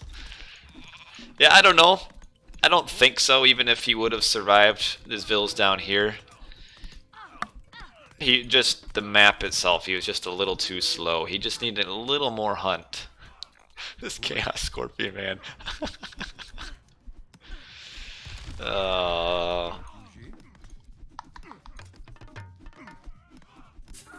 If Moore were to maybe build a town center right away, instead of the Terma first, he could maybe do it. But I know what Moore was thinking. He was thinking he could probably get a little bit of pressure with his Terma. But that is game number 4. So Joe wins the series 3-1. So 3-1 is our series win. Stop it. Yeah, yesterday I streamed a game that ended up being a game that had a rule infraction, and it didn't end up counting, and then I had to restream the other one. Yeah, that is the other thing he could have done. It's all in classic to deny the second gold. That was probably, maybe could have done that, and to force the defensive ancestors. But I think that would give him a more likelihood of winning on the low hunt map, because against a good Isis, which Joe is good, he knows that the timing is everything, and the faster he can push, the better for him. So, well, the rule infraction was that Moore was supposed to have another map veto, and player didn't let him veto a map, and then player won the game, but Moore should have been able to veto the map, so then that game ended up not counting, and then they had to play another one to replace that game. So yeah, I spent the time streaming that game and thought everything was done and all that, and then nope, people in chat were like, haha, that game didn't count, you suck. Anyway, that was the end of this series. Kill loss will be a little bit rough. Yeah. Good eco, but just the ancestors, eclipse, priest, siege, push. So good. Everyone ignored your ALC tourney topic. Yeah, that's probably the best. Probably should, like, I don't know if that's the way to go about it. Maybe just ask everybody personally rather than a basic thing. Anyway, so you're going to see a little bit of spoilers if you haven't been watching the other streams, because I'm going to go over and update the brackets, and we're going to go into our very final matchup. So just a warning, We are going, and it'll be hard to cast the last series without doing spoilers as well, because it'll be very important. But at least you'll know that everything matters. So here we are going to load up my group stage image, and actually let me load up where I can update it. So I need to go to desktop and open up my group stage updated image and open it with paint and do some high quality special effects. So let us add in our score here. So Joe defeated, oh, hold on, text. Defeated Moore 3-1. Moore lost to Joe 1-3. So we can't say that Moore is eliminated. You guys in RB1 tournament. So Moore is eliminated. Did not win a single series. So he won 2 individual games, but never won a series. So Joe finishes up 2-1, which now leaves us our last series, which is between Shelty and Player. So this is gonna get dicey here. So Player actually, I don't think is guaranteed. Yes, Joe lost to Player. So 1-3 here. Is how the graph. I'm sorry if the graph's a little bit confusing, but I didn't know of any other way to set it up other than this. So you look at this is Joe's games right here against Player, Moore, and Shelty. So if you could kind of look at it like that. So our game left is Shelty versus Player. So we're looking at our final match here. So if Player wins, Joe advances because Shelty lost to Joe. And well, Shelty would be, oh, you'd only have 1 series win anyway. If Shelty wins, though, we will have a 3-way tie at 2-1. And then we will get into our tiebreaker. In case of a 3-way tie, it goes to the number of individual game wins. So we would be looking at individual game wins and series losses, which that's going to get a little bit goofy because you could theoretically have another tie after that, where if one of these players or multiple have the same number of individual game wins. So if Shelty beats Player and Player wins 1 game, Player will end up ahead of Joe. Or would he? No. Player would have to win 2 games to end up ahead of Joe. But then that would mean Shelty would be tied perfectly with Joe. But then Joe did beat Shelty, so would then that be the final tiebreaker? I don't know. But yeah, that's why it makes Player beat Joe. So if Shelty beats Player, it will add a lot of confusion to how this plays out. The only, like, the way I could see it, if Shelty sweeps Player, then Player is eliminated because he would have no wins in his losing series, as opposed to Joe, who would have 1 and Shelty is 1. Otherwise, it's going to get a little bit confusing, but we'll see. And in fact, what we are going to do now is I am going to update this to Player 0. Call missed to decide. The deciding vote is just missed. All right. I guess we'll figure all of that out when we get to these last series. So, actually, I need to step aside for just a sec. I gotta use the bathroom before we get into this final series. So let me put on our overlay real quick here. So, hold on. Oh, here we are, right here. Here's the overlay. Yo, what's up, dudes? Let me head to the bathroom quick, and we will get into Player versus Shelty, which will be our last series for the semifinals. So give me a minute, guys. I'll be back, and then I have to get my recorded game set up. I'll be right back.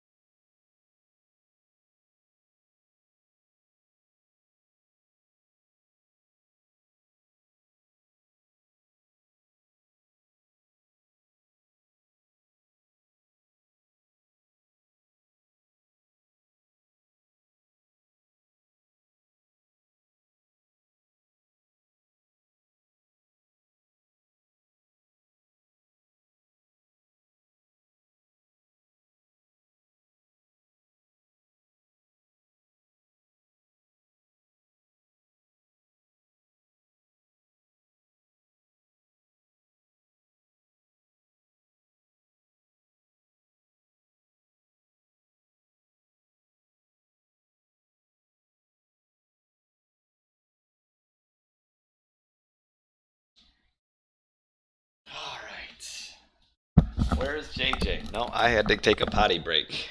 Ozone. Alrighty, so let me get my recorded games set up here for our final series of the night and of the semifinals, and then I will have the finals for you guys at some point. Okay, I appreciate that, Mr. Wife Beater. Let's see. I'm looking for my downloads. I got hooked up with Mr. Blackadder, got me these recorded games. Now I do know one thing, is that for some reason or the other, mainly due to player incompetence, one of the recorded games has already been lost. It's gone for eternity. Recorded game is gone. And doing the streaming a stream of it, I'm not a big fan. I did a stream of the end of a game yesterday, and it was just really awkward and kind of goofy. So what I'm going to do with this is I'm going to start the series as a one win for whoever won that game that no longer exists, because when they uploaded the games to RTS Sanctuary, they uploaded one of the veto games and did not upload one of the actual games, and now they both played too many games and they don't have that game saved, so a game recording is permanently lost. So we will have one game that will be already decided going into this, which kind of sucks, but that's alright. And I decided it would be easiest just to do it as the first game. So basically it's just like one player is having a slight advantage going into this last series. No, the game wasn't lost. They played it. What I mean is they played the game, but then when they posted the games on RTS Sanctuary, they accidentally posted a veto game instead of the actual game, so one of the games never got posted on RTS Sanctuary. So we got player versus Shelty. So I have one game that's already will have any result, and I guess I'll just put that in right now. So oh yeah, player versus Shelty. No, I can't download it on Voobly because they're also incompetent when they were playing it on Voobly.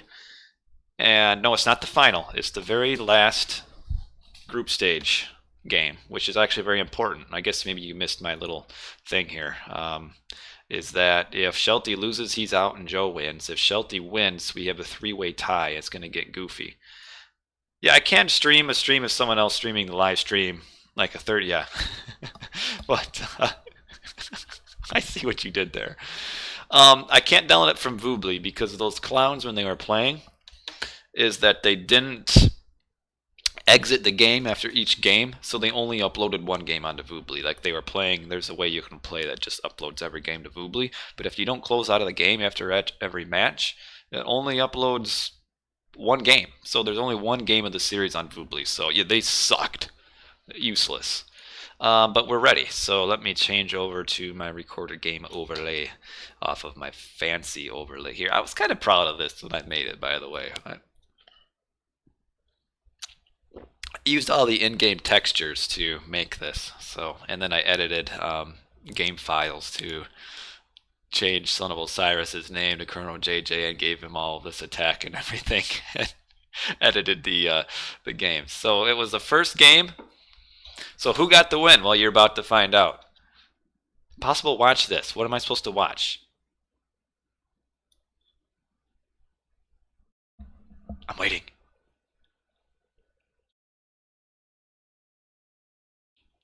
Waiting. What are you telling me? You're trolling, man. I don't have time to sit around for this.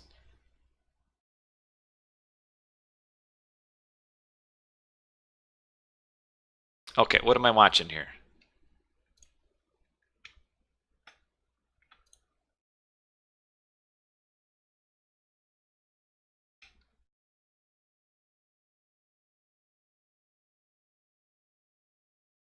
This is stupid. Is it the wrong one? Oh, is this just one of those? I don't have time for this now, man.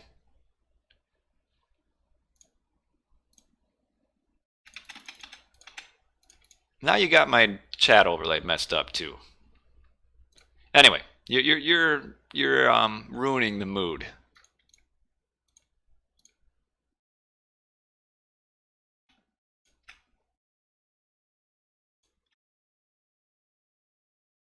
I don't care.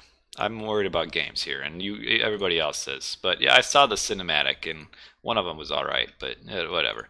We'll watch it later. I got people ready for this final series of the group stage. So again, this is very important. Shelty loses, he's done. Shelty wins, we get a three-way tie for advancing for the two of the three will advance, and we'll have to go to tiebreakers or something. But we'll figure that out once we're done with the series and see what we need. So let's get back to my RTS League recorded game overlay, and we are ready to go. All right, it looks like everything's good. So to start off the series, I have for you, someone mentioned that Shelty needs a handicap, and Shelty gets that handicap. So the one game that was lost forever for posterity is a win for Shelty. So very Shelty comes in technically, from our purposes, a one game handicap. He probably needs it.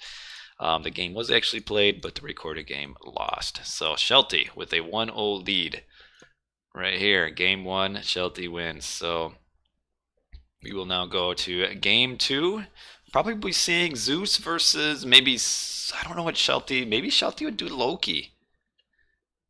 Where will we do it? And I don't know what the map or the matchup was. I have no idea. I wish I knew, but I just I get my recorded games from Black Otter. Was the lost game the first game they played? I don't know if it was or was not. I'm not sure. I don't think it was, but I'm not 100%. Okay, so Loki. All right, this is nice. This is going to be our first Norse sighting, I think, of the semifinals, unless maybe Shelty played Norse earlier against one of the other players. So we got Shelty in blue on the bottom, and he is Loki. And we've got player in red on the top, and he's Zeus. Some Zeus versus Loki action. I like this. This will be a lot more, I think, entertaining than our other games, because this will be some aggressive gameplay. I feel like these matchups are actually pretty close. I think Loki and Zeus match up pretty evenly, at least on non-water maps. I think if it's a water map, Zeus has the edge, but if we're talking land maps with decent amount of food, pretty even. So I guess I kind of contradicted myself. Depending on the map, Zeus will have the advantage. On a map like Savannah, I think it's pretty even. Depending on the hunt, though, we got Rhino starting. We got 5 zebra. Where's our big giraffe pack? And oh, we don't actually have the giraffe pack. It looks like the zebra took over for the giraffe. But we do have 2 elephants up here. Actually, looking at the hunt, not a ton of hunt for Savannah. We do have the 2 big elephants. The elephants are the big hunt for Savannah. But really, this is going to be hard for Shelty to get to way up here and safely get it. Looking at Zeus's hunt up here, it looks pretty similar. We got, and then the elephants are going to be probably on a corner, okay, way down here. So maybe a little bit better of elephant placement for player, but still way out ahead. I think we will see Athena. I don't think, well, no. You need ceasefire for flaming weapons. So I think we will see Hermes. And I don't think we'll see Heimdall. I would be surprised to see Heimdall. I think we'll see Forseti for the faster Hersier technology. Most people would go Athena, you think? It does give you the stopping power, because you get restoration with the big classical push. But yeah, player is a big Hermes lover. So it'll be interesting to see what player chooses here. Oh, he's going very far forward of this hunt. But Athena, you're right. If you can get some good push with Athena, with the restoration, you can really push off of. You can really do some really strong early pushes. But this is some pretty forward hunt here that player is going. He's also going all the way down to his elephant. He's got to watch out too. This elephant is not happy, and we got an injured villager already. Player map better than Shelty? A little bit, because the elephants are closer. But it's not terribly uneven. Though he does have a nice second gold mine. But this isn't a bad gold mine placement either. Yeah, I'd say the map is maybe slightly better for player, but not completely. Oh, Shelty is, though, going to his chicken for a faster advance. Looks like Shelty's elephants are right here. Which, oh, how would I do on file? Right here are Shelty's. So they are about the same distance away. Shelty's maybe just like a hair farther, but it's just the way they spawn. They spawn really, really close to the edge of the map. And Shelty's up about 445. I'm surprised he's going so long on these chicken. He's got all these zebra right, or not zebra. Yeah, zebra. He's got all these zebra right here. So I'm kind of surprised. It looks like he's maybe trying to get enough food to get to Hersier. And then maybe he'll move off to his next hunt. Interesting. Victoria's followed. Well, welcome. Welcome to the stream, Victoria. Player, what is he upping with? He is upping with Athena.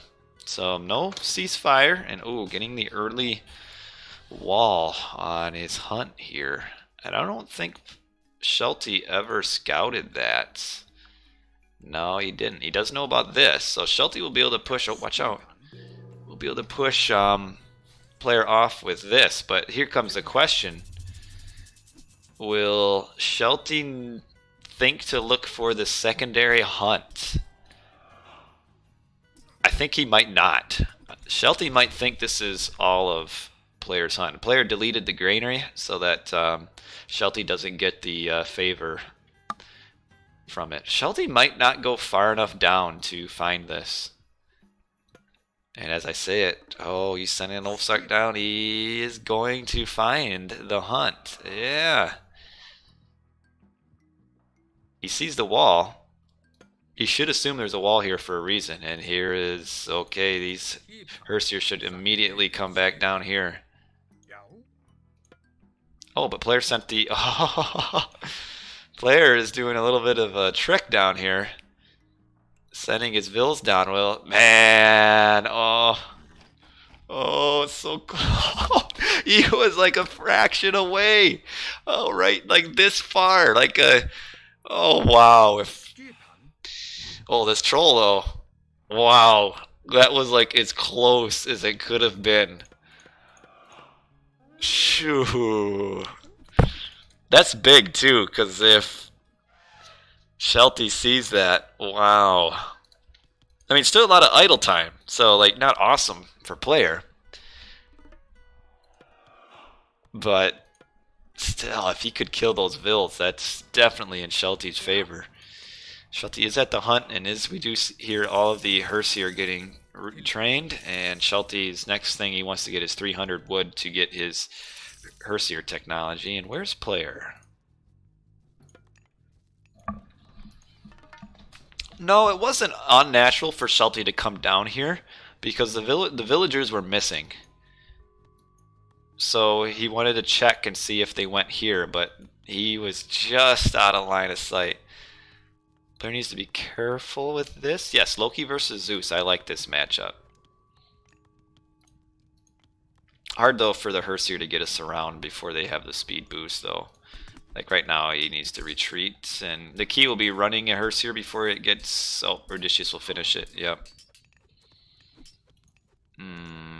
Loses a Hersier and a lot of HP for no reason. Zeus versus Loki makes individual unit deaths very important. Because the fight, there'll be a big fight at probably a gold mine at some point. And now these villagers are coming back. I wonder if players going to go back to the hunt now. Now that Shelty will probably assume that there's no hunt. Because what, yeah, he is too. Oh, and he's finishing up that wall. Will Shelty re-scout that? Oh, here comes the Ulfsark. No, he's not going to. He's not going to see it. You want why hoplite before Toxotes?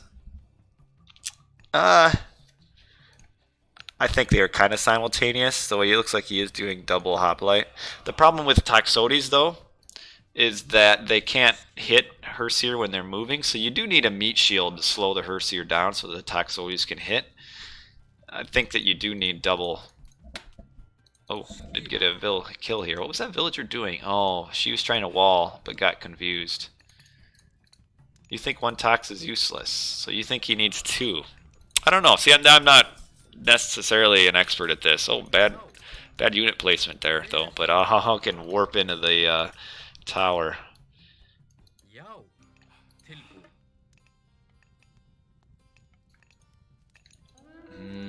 The question, though, will player be able to... Oh, okay, that's what you... Yeah, that first Toxotes, you're right. Ooh, another little pick on Toxotes, though. Oh, Shelty can get in here. There's no wall here anymore. The villagers chop through the wall. Does Shelty know that's there? He has to know it's there, because there's no other wood placement. He can run through here. And player sees that and moves back. And we might get a kill on a villager here. What's player doing with his army? Oh, player's going forward. So kamikaze strategy here, where player's army is forward and Shelty's army is forward. And player knows that these baboons are dead, I'm sure, through Fog of War, a little check. And he's going to maybe get a good raid here. Shelty could kind of run up here, though. Yeah. Oh, how fast will he notice? Okay, notices pretty quick. Loses one vill. And two. And this one is really getting confused by the wood there. And might get one more shot off. Yeah. 3 vills. That would really confuse those two guys here. That's a nice raid, though. Shelty come back, trying to get a surround in on this army and force out an early resto. This is actually, I feel like, a good fight for Shelty. Needs to run the Herseer that's being targeted. Oh, a little too late. Yeah, this is a really good fight, I think, for Shelty. Ernir's spawn to improve attack. There's, yeah, now as soon as you see the resto, you gotta run, though. Okay, that was really good for Shelty, but he needs to separate his Herseer. Taking a little extra damage. Might as well send the Einer Jar back to fight. Ooh, send him back to fight, though. He needs to get on his healing spring, though, and heal up. Really nice to get that resto used up before the attack on the gold, but now player knows this gold mine's here. Shelty does have a decent amount of gold in the bank, so he can afford some idle villager time. And oh, player going here. Yeah, I think player's next shot is at the gold mine. But oh, another raid up here. No, I'm not streaming the final today. That'll have to be the weekend. And a nice little raid. Killing 2 villagers and maybe a third. Nope, just 2. Oh, Shelty, if he can get us around, he needs to get out of there with the Herseer. Or not get out of there, but get the Einer Jar separated. Oh, that's nice army movement for player there, though. That is really nice. Yeah, that was good. This is not a good fight for Shelty, I feel like.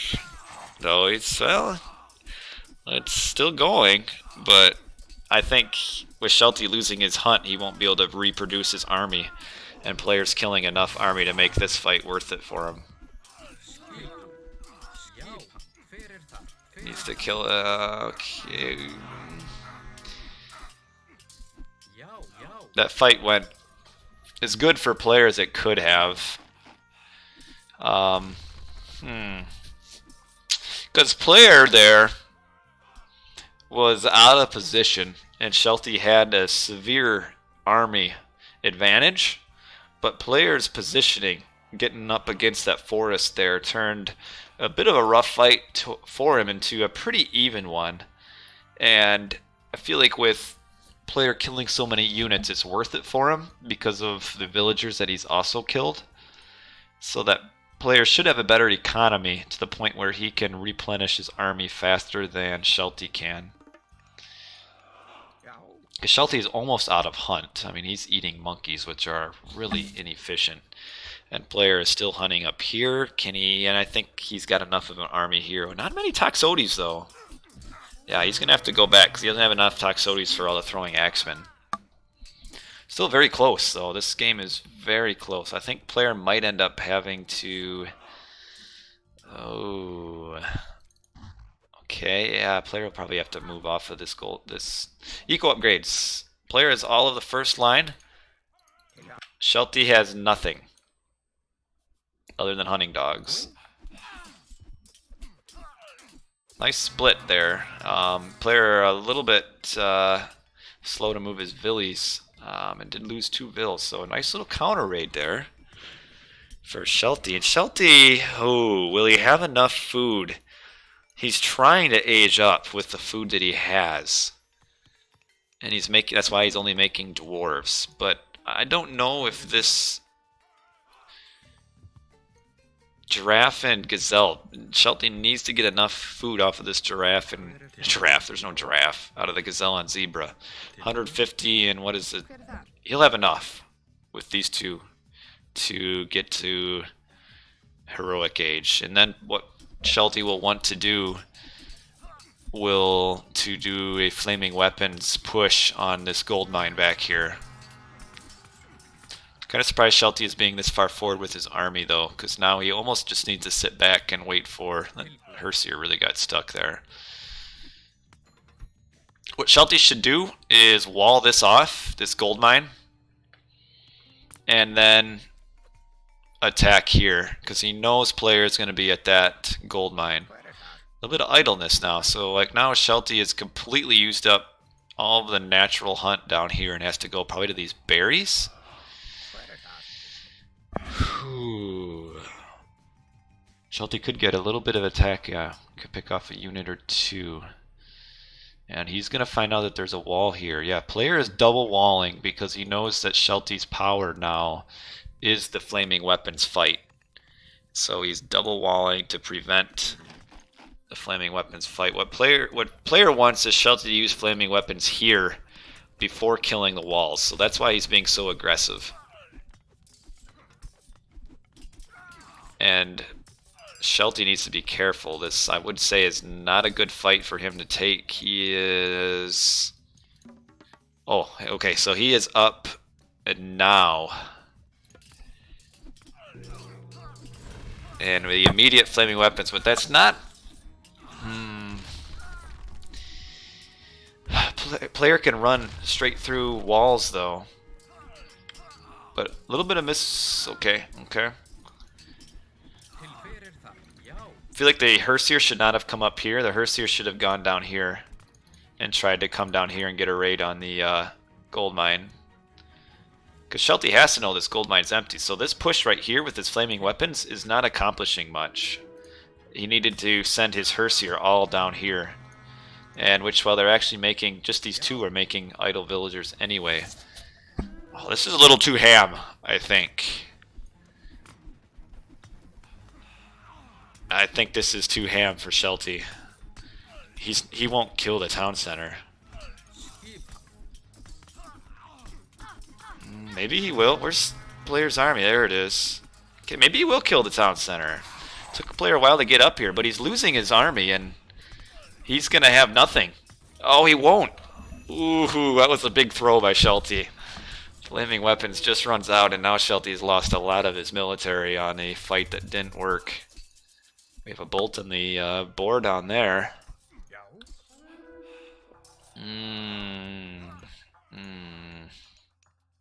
Oh, and player just moved his units down there too. How's player doing though for aging? Not close, but that flaming weapons is the big power spike, and just not enough damage with the flaming weapons. I think the attack here needed to be down here and take control of the gold mines. We do have these boar, and the throwing axemen trying to get in. Yeah, they're doing enough damage. Targeting Jason. Leaving one board left. This is where micro is key. These Toxotes need to ignore the boar and keep shooting at the throwing axemen. Okay, Odysseus is dead, so throwing axemen picked off both heroes. And end up... Man, that was still a pretty even fight though. A lot of units lost on both sides.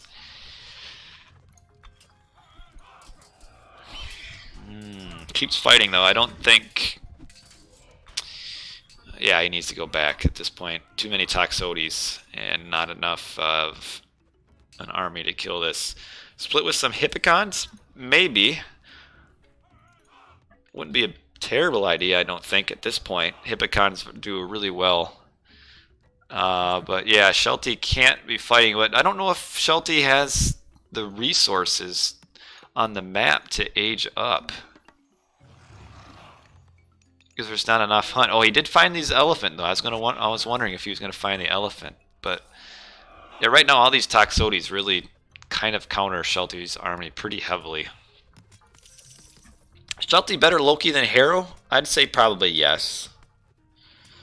Overall, yes. What relic do we have up here? Villagers kill animals in a single shot, and cavalry and chariot archer hit points. Okay. Nice little surround on the Toxotes here. These hoplites are a little out of position. And still only one hero though. Which, oh, here comes the second one. Maybe he was here and I just didn't see him. But these battle board just tank so much damage, and it only costing gold. They're pretty much free just as long as you get the favor. So this is a nice fight for Shelty. Gets a Valkyrie spawn.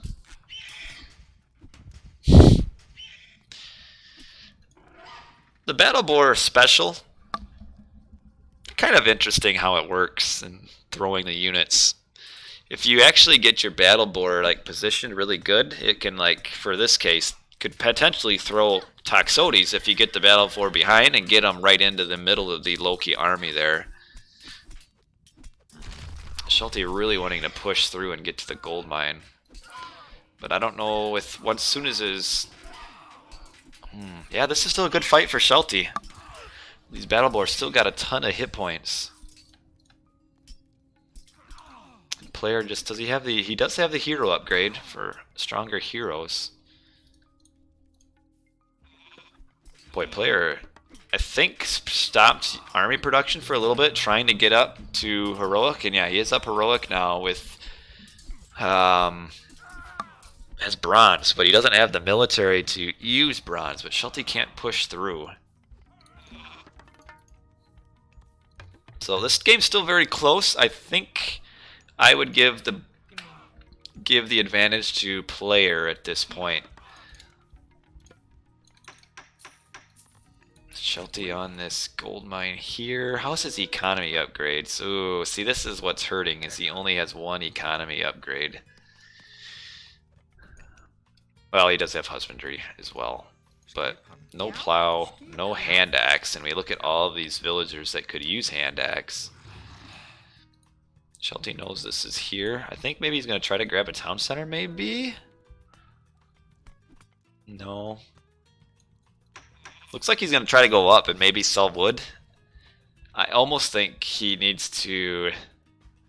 I don't know if the mythic helps him here.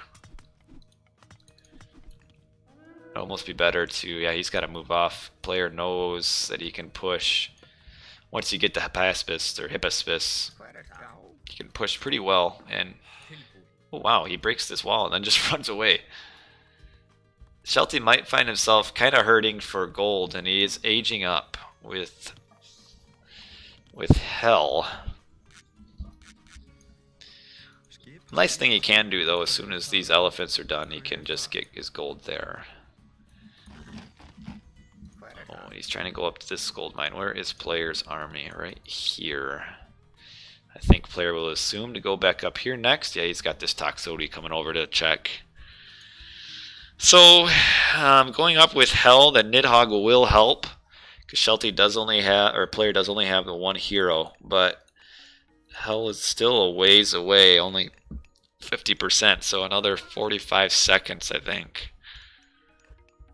Player should fight this. I don't even know if he needs to use bronze.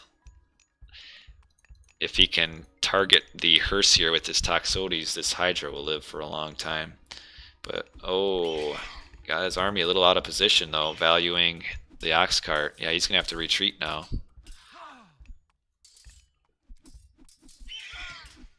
Player is probably going to go up for... Yeah, I thought he would go up with Hera to get the lightning storm. Both players, this is why I like these games, is that they're so cutthroat. Like, there's no economy, no booming. It's jumping up ages to get super strong god powers. That lightning storm though might, like, that'll really hurt.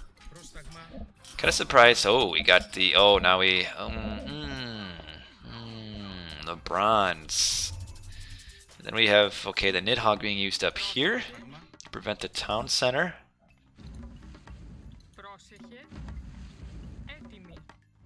He's killing a Vil. Kill another Vil, probably. Another 3. We'll get all 3 of those. Ooh, one more shot. Oh, now player Shelty needs to be careful with his Nidhogg. Okay, just flying it away. Oh man, we got this fire giant though, is really doing damage in the back. Because we got the heroes. Both heroes are up here. The fire giant is playing. This is his playground back here. But Shelty losing a lot of Vils though in this fight. Yeah, losing a ton of Vils. This isn't a good fight for Shelty on this end. I mean, the fire giant is winning over here. But Shelty lost a ton of Vils. And now we have, yeah, Lightning Storm will completely finish off all of this. Now you have the question, what will Shelty do from here? He does have a second town center. Heroes they just don't get the benefit. The bronze only affects human units. Oh yeah, Shelty's economy is in shambles. I don't think he's got enough to win this game. Could get a nice special though, right here. Yeah, that kills a ton. Oh my goodness. Wow. But as soon as Bellerophon shows up and starts jumping on top of all these fire giants, this is a nice little fight though for Shelty. A lot of damage on all those Hypaspis. And now we got just Jason is left. Ooh, I think player scouted that out though. I think he did. Yeah, he did. Player scouted this gold mine out, which is big. Player at 2 town centers. There's got Bellerophon showing up, and Bellerophon will just... Oh, we even got... forgot about the Medusa with the instant kill. And I think with this raid on the gold mine is going to be the end of Shelty for this game. Because Shelty's economy still probably... just no eco upgrades, and player... Not just a few more. But... I don't know where Shelty's going to quite get his gold. I mean, he got a gold mine here, I guess, but he's losing a ton of Vils. Yeah, he's got to run. Get out of there quick. And we have the Nidhogg, little Nidhogg raids, which aren't bad, but here comes Odysseus. Ooh, nice little surround here and all those Vils, and they are all dying. And these fire giants moving in way too close. See, the special on one unit isn't worth it. You needed to use the special on all of these. And now this is going to be the end. Do you feel like you're losing the game when, yes, as soon as Bellerophon shows up, it's like that's the end of the game. Why is he mining on this gold mine when he's got this one back here, though? Interesting. Well, this isn't a good fight. Yeah, Shelty just falling further and further behind. I mean, when you got Bills fighting. Bellerophon. Oh, that's why. This gold mine's gone. Never mind. So yeah, Shelty is gold starved now. And that is going to be a win to player. Nidhogg does decent damage.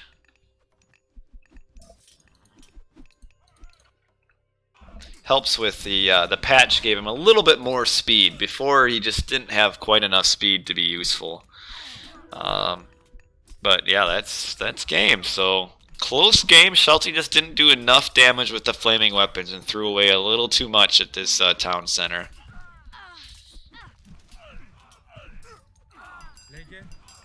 And that's it. Just a few last things here, and GG. So the series is 1-1 now. Player versus Shelty. A quick look at our post game here. Look at our all resources. Player a little bit ahead. Shelty losing a little too many vills. Yeah, we see our two fights here. Lightning Storm really finished a lot off at this fight at the gold mine. And Shelty just a little too far behind, couldn't keep up military production. And player well played. Overall, really close game. Just I think the big defining moment was the push here on this town center.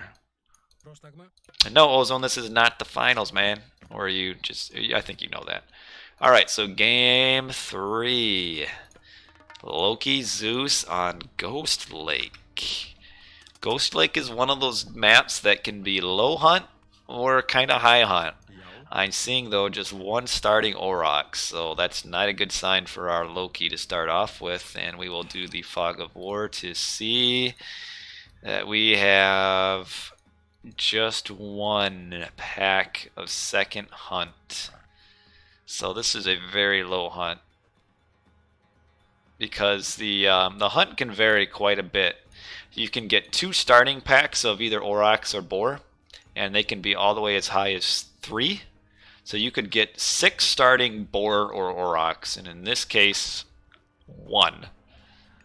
And then the same thing for the hunt. You can get all the way up to, I think, 9, maybe 10 caribou, but they can also spawn in 2 packs, and we only have 1 pack. So definitely on the very low side of hunt, which is very good for the Zeus because the Norse needs, especially Loki, needs a lot of hunt to keep up his Herseer production, because the Herseer are the main driving force of his early army. What do we got for relics? Buildings more resistant to siege weapons. That's okay. It's actually buildings get a slightly more crush armor.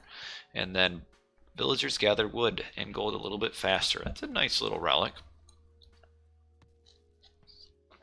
Alright, so we will probably see a pretty similar game to the game before, just a little bit more in the Zeus favor because of the low hunt. He also only 4 berries too. Yeah, this is some very low food. Really puts a lot more emphasis on the goats. 5 goats, and yeah, Hermes is to me, I think Hermes is the play as opposed to Athena, just based on the very low food amounts.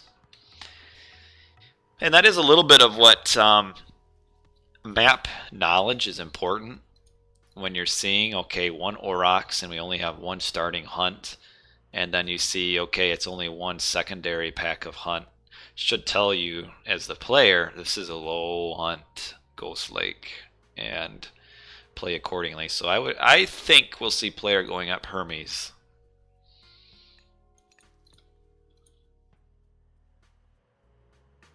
But we shall see. We shall see. Athena with tips, not bad either. Yeah, seems like Zeus players kind of forego the Hippocon in the restoration battles and kind of go with more of a hoplite, Toxote, hero, Minotaur kind of a thing. Alright, well, good to see you, Hagrid, in the chat, tuning in for our final series of the semifinals, which there's a lot on the line here. A lot on the line.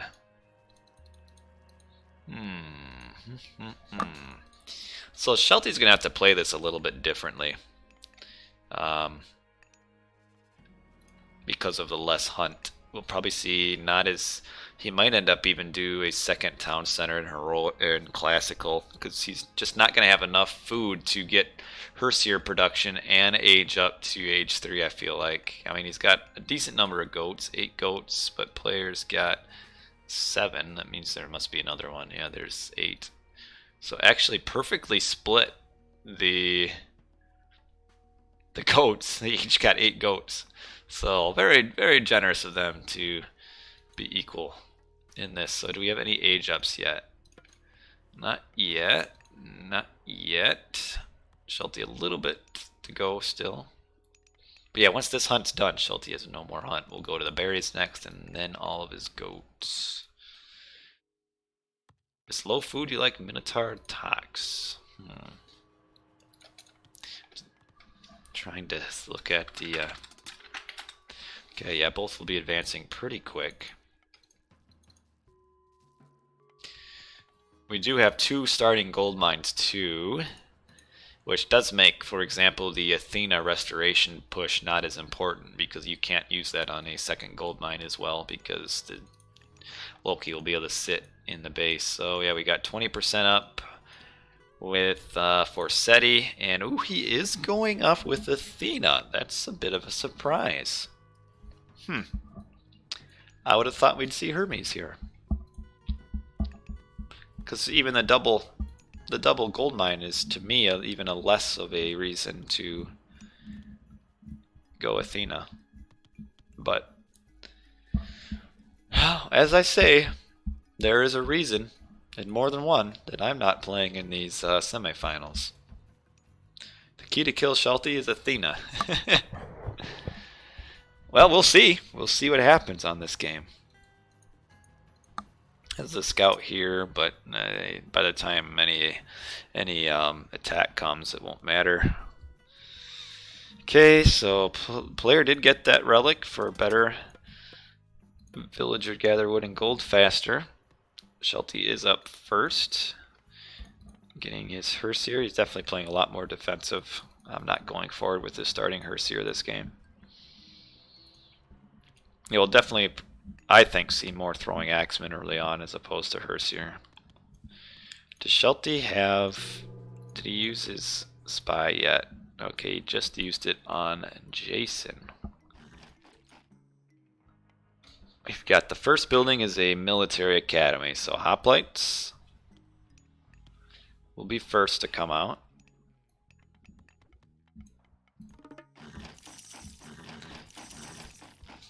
Well, Shelty will... Oh, almost out of his hunt.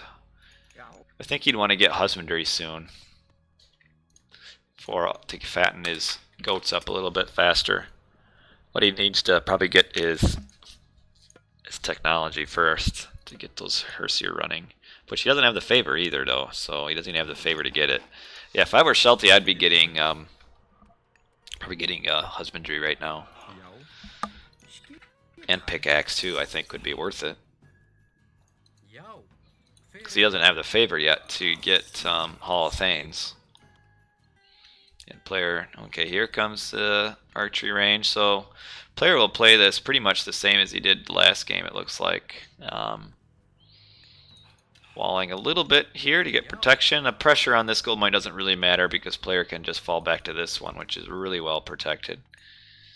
So it's interesting, they both ended up with exactly 8 goats. And Shelty just randomly attacking this wall that he could just run around, but I think he's maybe trying to get a little bit of favor.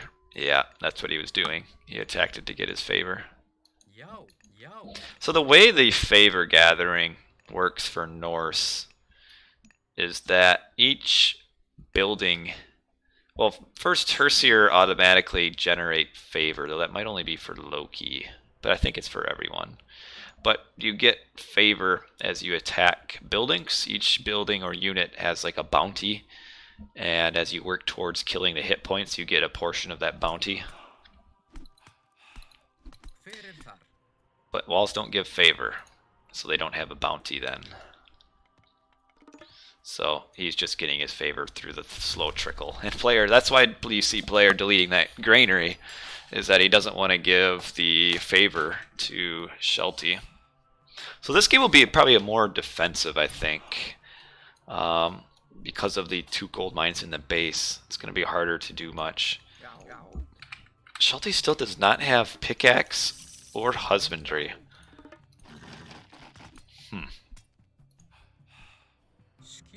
Trying to find a place to attack, but oh, player really going ham on these walls and got himself completely walled off here. Player probably has more eco upgrades. Yeah, see, we look at all the eco upgrades player has. So as the game goes longer and longer, it's more benefit to player to do that.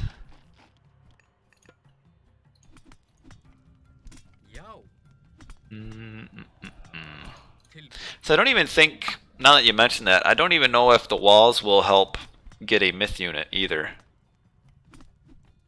They might. I'm not sure. Because the myth unit works differently than even the favor. Because the myth units also, there's also another hidden thing to get, as the Hersier attacking units, they are gathering up based on the units, even an additional kind of bounty, I guess you could say, that is generating favor in the background that when he gets enough will then spawn a myth unit. So walls don't give myth spawning favor either. So Hagrid with the mastermind, he knows everything about the game. Okay, so we do finally have husbandry, but still no pickaxe. Player who's this? Is a good fight. I think this is good for Shelty. Just needs to be careful and okay. Getting on these Taxoi. Taxoi is a little bit out of position and getting picked off by all the Hersier. And forcing the resto, so now run. Okay. Leave the poor iron jar behind to die. But yeah, run everything else. So yeah, that was player got himself a little bit out of position there. Kind of surprised he was even there to begin with, because he needed, there's really no point. So he wastes his restoration on just a army saving fight, and Shelty can now restore or regenerate his hit points on his units. Needs to move. Actually, I feel like Shelty should maybe do a little bit more healing before he fights this. I mean, he can afford to lose 1 military barracks. Right now, I'm getting a little bit caught up in all the choke points. Shelty has a lot of units that weren't fighting there for a while, and is turning into a little bit of a bad fight for him, though I think he will eventually push back. Yeah, nice Valk spawn too. Yeah, there we go. Oh, he needs to be careful though. I think heal up all of it, his units, and trying to get the surround around here. And will he? Yeah, kinda get some. Probably more so just pick off the Taxotes there. Yeah, get those guys. I think the Taxotes are. Yeah, the Taxotes run a little bit slower than the hoplites. So now Shelty needs to not fight this. This is a bad fight for Shelty, because he's got a lot of low hit point Hersier that he needs to heal up. Well, so far they haven't died yet. Okay, now he had a couple die. Shelty needs to be careful and send his low hit point Hersier back to heal. There we go. Maybe. Because he got 1 almost dead. 2, 3, 4 are really low.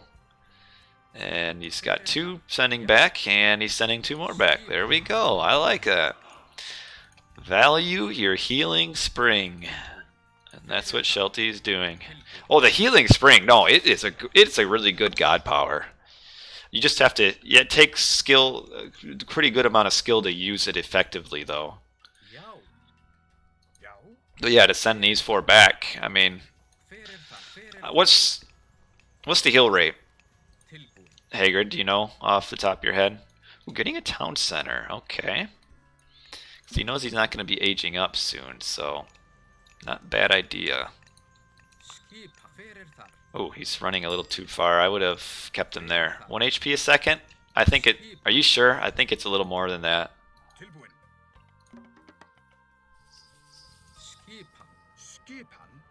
I'm surprised he ran so fast.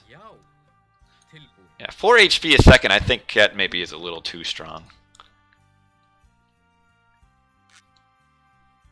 I think a little too strong there. But he's stealing this town center, although other than taking it from player, I don't know if it's really that much of a benefit. Where's Shelty? It's right here. It's not a bad spot for it. That's about the same as players. This is player's second gold mine. Oh, this is player started a good fight here, but now he's going to get himself surrounded. And he's losing a lot of units here. Ooh, yeah, that was a bad fight. I'm surprised player is being so far forward with all of his army. Like, this was terrible for player. Wow. Yeah, I think that does have to be GG. I don't know how our player is going to be able to like age up anytime soon. I'm just surprised he's there. Because he's got the economy. I mean, he's got all of the economy to get a better economy. All the upgrades to get a better economy, but I feel like he could have just sat here and ended up being in a pretty good position, but he got cut out and wasted his Athena.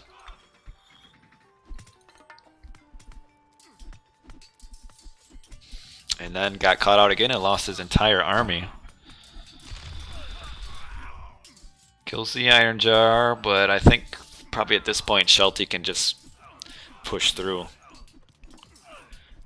Because this gold mine is almost dead, and then this is the only one left. Yeah, the free myth unit spawn. I mean, that's Loki. You need the myth unit spawn. Without the myth unit spawn, Loki is nothing. And yeah, I think Shelty, this is a game that I feel like was player's advantage as far as the map, but player is just too far forward with his army a little too often. Yeah, so that's it. I mean, player's not advancing anytime soon, so yeah, he's at 50 pop. Got units running all over his base, and this was, wow. Big win for Shelty, and yeah, the value of Athena didn't get any value out of just not losing a fight that he was in a bad position for. So wow, and we'll probably look at the kill-loss ratio, and yes, 77 to 39. That is a 2-to-1 kill-loss. But economically, players ahead, but military, we can see a few big military fights right here. Is the big one where way down. So GG there. So Shelty gets 2 wins. So player does need another win to get ahead in the tiebreaker. Let us move on. I need to get to my downloads and find a... Nope, that's the wrong one. So we need a game 4, right? And let's go back to the semifinals, paste it, so we can move to game 4. Did I update the score? Yep, I did. 2-to-1 Shelty. We will go to game number 4. Ooh, Medit. This is a good map for Zeus. Ooh. So on the top, we've got our hero in Loki is... What's the foreign folder? Is Shelty, and on the bottom left of our map, more so the west side, is player. And he is Zeus again on Medit. And I'd say in this game, definitely Medit favors the Zeus. I would assume that Shelty would probably have vetoed this, so probably did not have a veto at this point to get rid of this map. And we do have starting Boar, which doesn't really favor either god. Maybe more so favors the Norse because he won't have to build a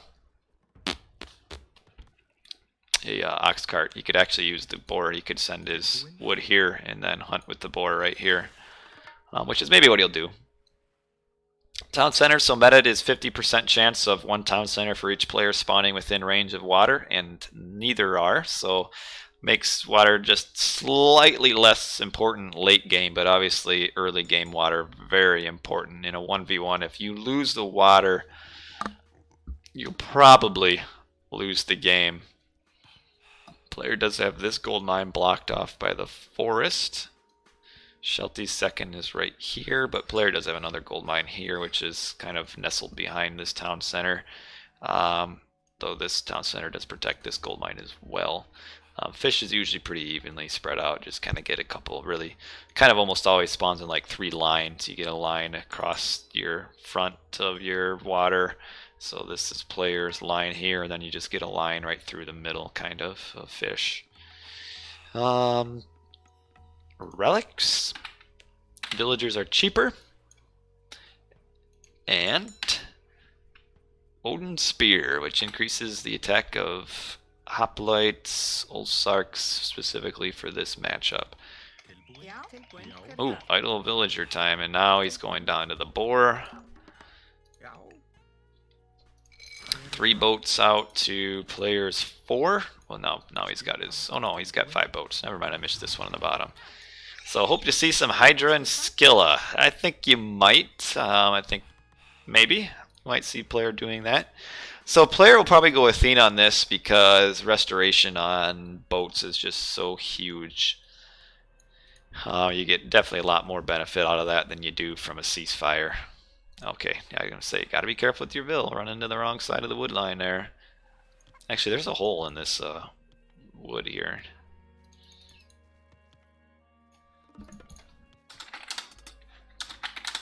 Okay, they'll probably both advance maybe 445-ish, 430 to probably, well, quite closer to 445. And then we'll see the typical really heavy fight on water. A lot of times these 1v1s on water between like a Zeus and a Greek will end up being really fast. Whoever wins the water will typically win the game. So most of the time you see a player lose the water and then they will just resign in this matchup. So player... Okay, yeah, both gathering resources about the same speed. Got 3, 5, 6, 7 boats to 3, 6, 7, 8, 9. So player a little bit more boats. Got his second dock coming up now. Shelty will probably get his second dock there, I would assume. Shelty will be up at 4:35.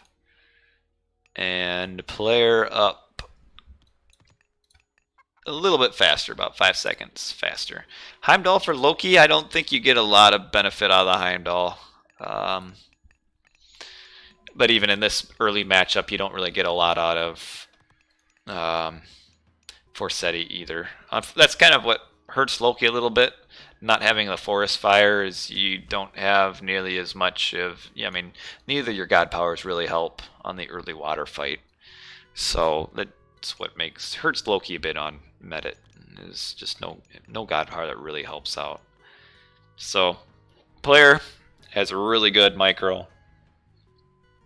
Tough to beat him on water. And I think this is a good Zeus map anyway, so definitely give the advantage to player on this map. But I thought player would win the Ghost Lake game, but he didn't. So there is a boat upgrade, you're right. Oh yeah, I forgot about that. But typically in a 1v1, by the time you're getting to that boat upgrade, it's probably a little late. But we'll see. So yeah, both age up about the same time. 2 docks to 2 docks, almost a 3rd dock.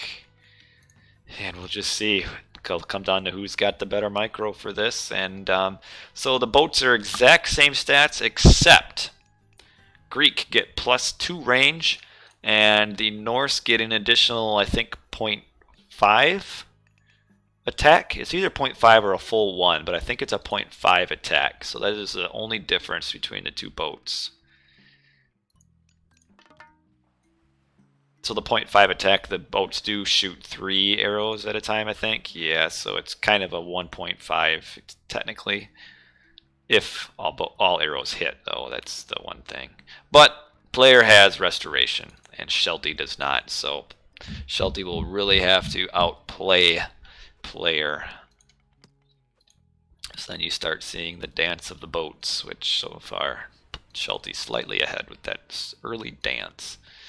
Another thing that player could do, which he's not, is doing hero harass.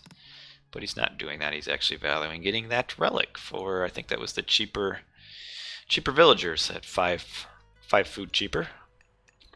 Okay, Shelty does have a decent number of Herseer though. He's looking to do some Herseer harass, which there is some spots he could get some harass on, and will instantly kill the Minotaur essentially, and Jason won't last too long. But ooh, looks like player has line of sight of it. Maybe, oh, maybe he did see it, maybe he didn't.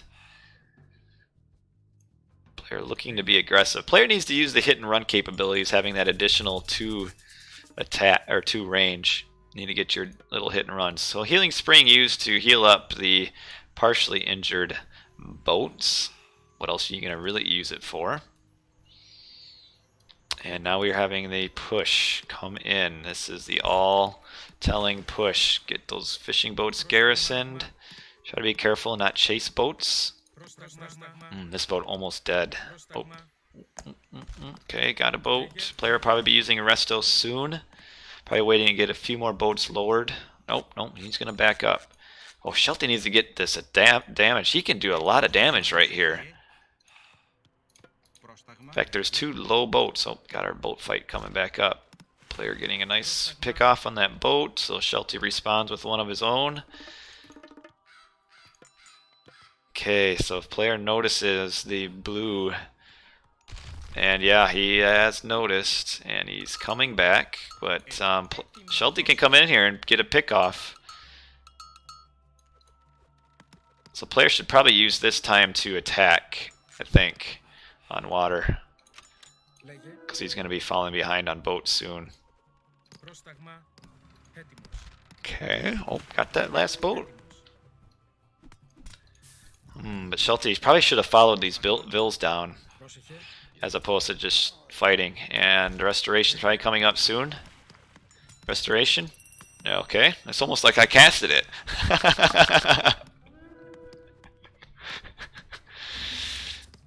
And now we have the boats full health again, and Shelty's still not in bad spot, but he needs to get his Herseer down here. Like, there's some damage to be done with a Herseer, but just not doing it. Very close. We're looking for eco upgrades. Okay, hand axe and pickaxe, and Shelty is now starting to fall behind on his boats. He needed to get more damage done with these Herseer faster. And yeah, his boats are now he's losing the boat battle just based on that restoration. Just needed to get more damage done with the land sooner.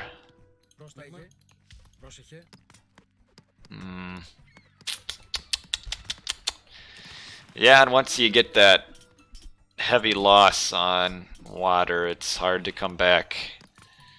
And Shelty, just the power of restoration, just so strong. And now player, I mean really this pressure here, each player can now just upgrade his towers and this attack won't do anything. The troll dies. Yeah, look at all the resources player has now. He's making his military buildings, and in fact he'll push Shelty off of this anyway. Oh, it does kill the Minotaur. Trying to get his archery range up. It looks like player might prevent that, actually. I think player is probably saving his bolt to kill the first myth unit that spawns. Like if we get an iron jar, well, and troll kind of sucks. Starts throwing rocks. Hell yeah, Shelty needs to like immediately win on land to have a chance. But nah, he's got to fall back anyway. Gold mine is at 600 gold, but he has another gold mine he can fall back on up there. And Shelty, yeah, pushed completely off of water. And player will just be able to spam his hoplites and toxotes, and should be good pretty soon, and we'll be able to defend. Kind of eco upgrades. See, no eco upgrades either for Shelty again. Just hunt. He got hunting dogs. Oh, that's because he's probably hunting on land now. Or is he? He's not hunting. Oh yeah, he's hunting the other boars. The plural of boars? Don't know. Shelty gonna kill the hunt. Ooh, a little raid up here though. Does this help? That's good. Oh, gotta watch out though. Careful your hearse here. Careful your hearse here. Oh, okay, just noticed. Oh, he lost one though. And just Jason just tanks so much damage too though. Looking grim for Shelty. Looking grim. Really his only chance is to gold starve. Which player is at? Only 60 gold left on the mine. And he'll probably be able to come down here though. Okay, not a bad little fight here though, right now for Shelty. The hoplites all in the back. But he just doesn't have the eco to keep up the unit production. And we've got a couple hearse here that are getting picked off on the triremes there. So Shelty running back on the bottom. We've got player trying to come up here to this gold mine. And Shelty just have one hearse here that will spot at out. But, oh man, just a troll too.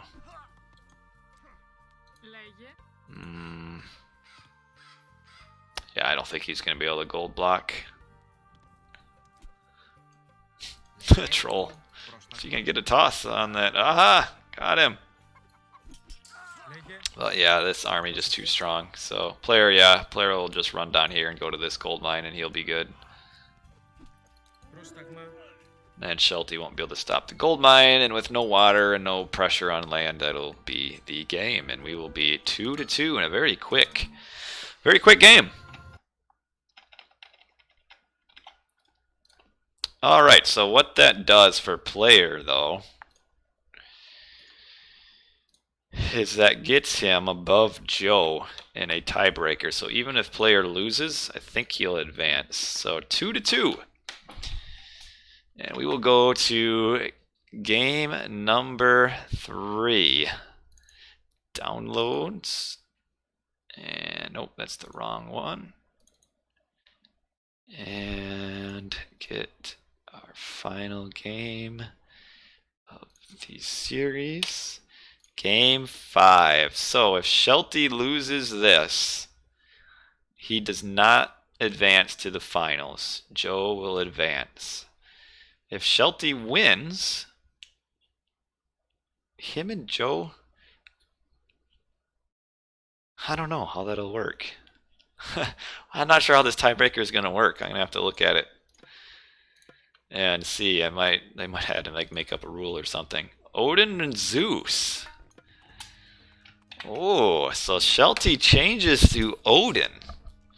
That's interesting. And this isn't really a bad map to be Odin on. So we've got our Odin player right down here on the bottom right, and he uses Great Hunt on his initial pack of Gazelle to get just a crap ton of Gazelle. And player is on top left, and he is Zeus. Odin versus Zeus. And a bit of an open ish map. As far as watering hole is concerned, we've got 1, 2, 3, 4 entrances to this side, and one, kind of 2, technically.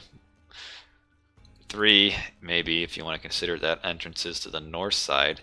Do have a lot of hunt, which is standard for watering hole. The 4 rhino spawn, the gazelle, and then we'll have some more rhinos here, and then 2 more over on this side. Yeah, right here. Wow, this player's got a lot of rhino just sitting right in front of his base, along with the hippo, which that's the secondary spawn. So yeah, his hippo are right here. So Shelty will be able to sit on these gazelle for a long time before having to move to probably these and then up here. So it doesn't have actually pretty good hunt distribution for Shelty. The only thing better would be if the gazelle had spawned here, and then Shelty could just go boom, boom, boom, and then ooh, elephant with a friendly crocodile. Where's player's elephant? Must be down here. There they are. Way down here. This is a very interesting matchup. Odin versus Zeus.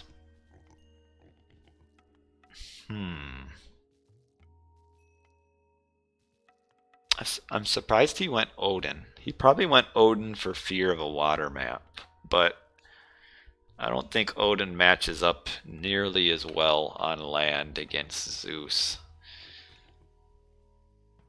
So we'll see. But with a high hunt map, though, this is about as good of a map as he could have gotten. Probably would have only mapped probably better would have been Marsh, I think, for our friend in blue. I also think, though, here's the problem. Odin kind of struggles against Centaur.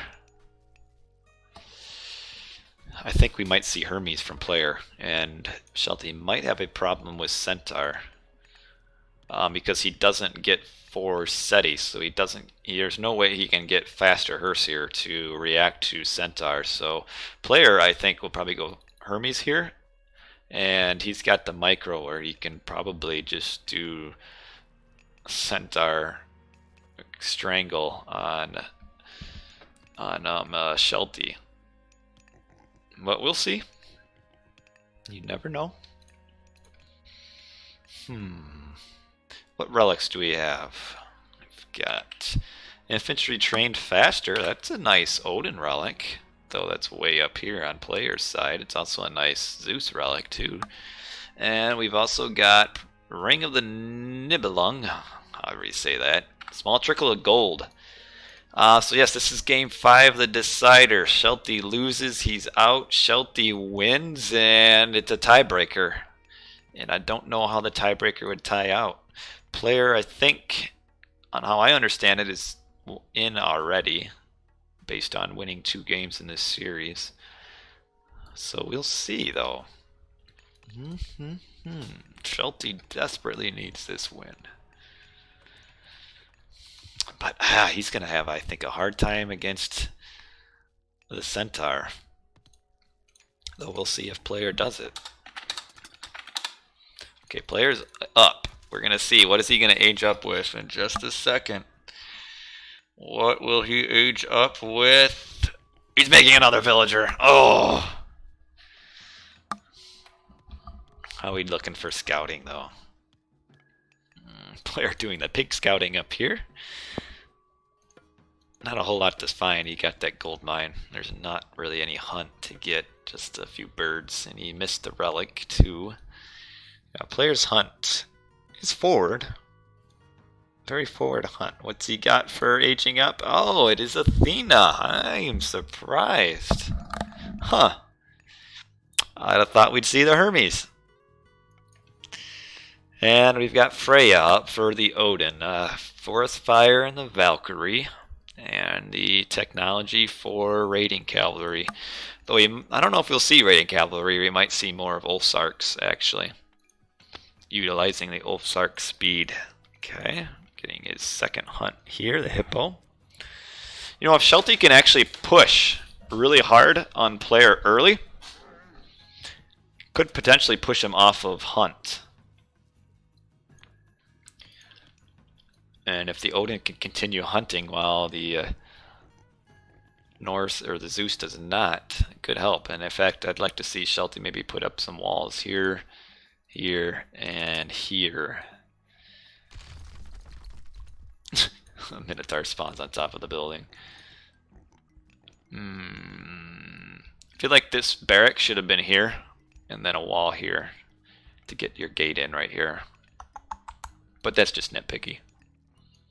Okay, Shelty getting all the line of sight with his ravens. Trying to find where you can use forest fire, I think. But this player has his wood kind of equally spread out, so won't really be able to find too great of a forest fire. The Valkyrie coming in, looking for a raid, but she is stopped and now fighting 2 hero. It's not good. And she runs, losing almost probably 3/4 of her health. It's all steady gathering of gold. Whew, no forest fire though. Shelty decided it was not worth it. Now he's having to move up to his second hunt. Oh, we are seeing raiding cavalry actually. No Ulfsark at all. Raiding cavalry. Interesting. Why are the villagers chasing the Ulfsark though? Well, Ulfsark's dead. So I guess if you kill it, it's worth it. So yeah, this is going to actually be important, is right here, this fight over hunt. If Shelty can keep player off of the hunt, Shelty probably in a pretty decent position, but player does have restoration. And I would have thought he'd go up Hermes, but I was wrong. Player needs to finish walling this though. Because Odin's focus, especially with the raiding cavalry, is getting unit surrounds, and if he can't surround if there's a wall. Player getting a town center? Ah, here comes that wall. He is. Player's getting a town center. That's a bit risky. Trying to get the raiding cavalry in. Will Shelty scout it? We will see. That town center is a bit bold, I feel like. And Shelty will scout it with this raiding cavalry. Nope. No. Did Shelty see it? No, he did not see it yet. Interesting. So is Shelty seeing player getting another town center? I wonder if Shelty will go up for a semi-fast heroic for like a frost push. And then use that to freeze the army and then kill the town center maybe.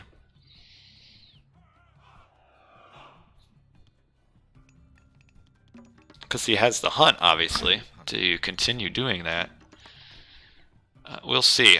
I'm not sure that the town center is good because I think all those resources put in the town center will prevent player from being able to get on this forward hunt. And I mean, this is just a ton of forward hunt. And, oh, Shelty getting the forward town center. That is a power play there. So he reacts, instead of trying to go up to mythic or heroic, he reacts as soon as he sees this town center get built. He builds the forward town center. This is a good one to build too. Kind of gives him a proxy base right up here on this hunt. You got just raiding around, seeing what he can find with these raiding cavalry. Did upgrade them. Spoiler, Narvi wins the series. Oh. Idle and housed. There he got his house, but he's still idle. Actually has hand axe and pickaxe. Oh, player trying to go forward gets caught a little bit. I wonder if he was trying to get to these elephant. Player, might have a hard time getting hunt. Oh, see, he's going to this. Man. Oh. I think Shelty's play now is to age up. and get Frost. I think that's his play. And, oh. I think Shelty scouts this. He saw this for sure. Does he notice though? That's the thing. Player's lack of walls are hurting a little bit here. And where's his army? There it is. Right there is player's army. But that's not a big army. Shelty's got a bigger army. This might force out our early resto, and player does not want that. Yeah. The resto used just on the forward hunt. Now, did Shelty notice this? Oh, he will now. So now with having the map control, he can run his cavalry up there. And depending on how fast player reacts... Oh, come on, go up here. Come on, Shelty. You can do it. Oh, here they come. Oh, but player noticed. I think he moved off. Yep, he did. Preemptively noticing. But getting that early resto out of the way. Ooh, push on the town center. I think this is a little optimistic here. This is not good for player. These raiding cavalry come down this way. Oh, that's a nice forest fire. That'll allow Shelty in even sooner. Player can't retreat from this. Oh, player's in a really bad spot. Because he can't retreat. He'll kill the town center, but he'll lose his entire army. That's not worth it. I don't think that's worth it, losing his entire army for that, because now he's not going to be able to hunt.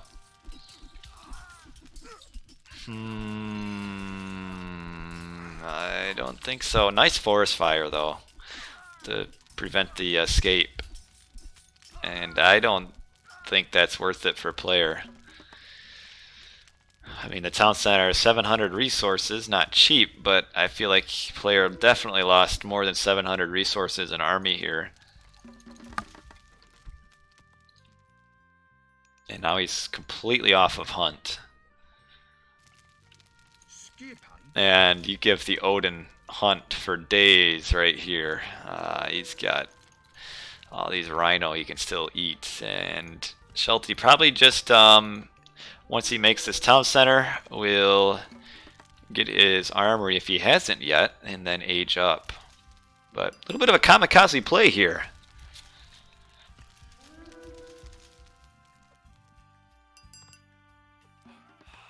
And Shelty have definitely with the army player at 86 population.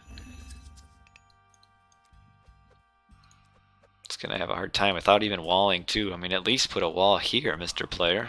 Player usually is like the king of walls too. And not a wall here, which is hurting him because it's allowing these raiding cavalry to come in. And then we also got this army here. And see, now Shelty's back up at 2 town centers with hunt. Here comes the ox cart. The Odin play looking good for players. So Shelty will win this, I think. I don't see what player can appear. I wonder if Shelty will think to go up to this gold mine up here. Just attacking buildings and being annoying. Does he have Thundering Hooves? He does too. 0.6 speed. Killing units here. Okay, 1 unit killed. Still hunting. Oh, so yeah, he's up 18% Scotty already. And... whoo.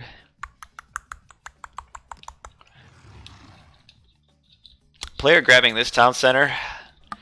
Just grabbed it too early. I feel like players should have done full pop army and then gotten this town center. But this town center just protects nothing that's of use to him. The food is key on this map. And we see, I mean, player gets this town center, he probably can then hunt from all of this. And oh, way out of position with his archers here. Oh my goodness. Oh, ho, ho, ho, ho. Oh man, that is not good. No more archers. Here come the hoplites that are off on vacation, apparently. And Shelty just way ahead, and he's got frost. Might as well use it. Use it. Use it. I want to see you use it. I guess he doesn't have to use it. He's winning anyway without it. And wow. That's it. GG. Wow.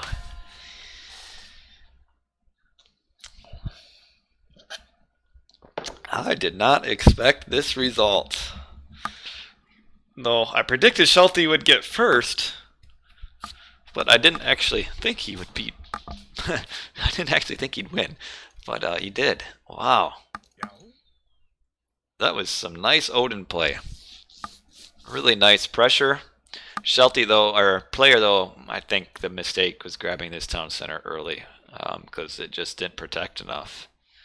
Not having the hunt hurt, and then losing the entire army just to kill a town center was not worth it. And that was the series. So Shelty has won 3-2.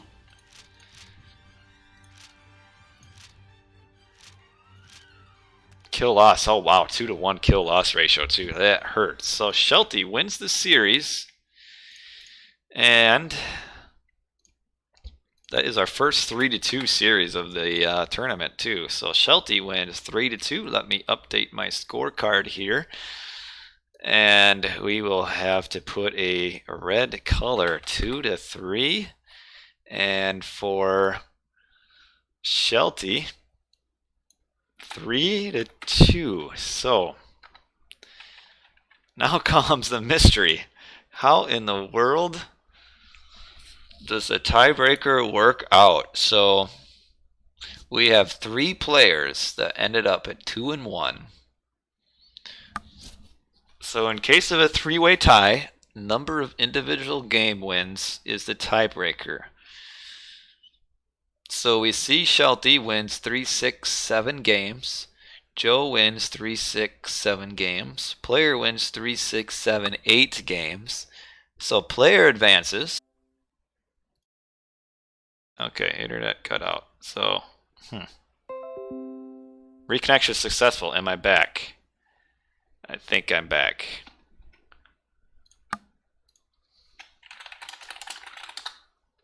Am I back? I think I'm back. So, I think I am back.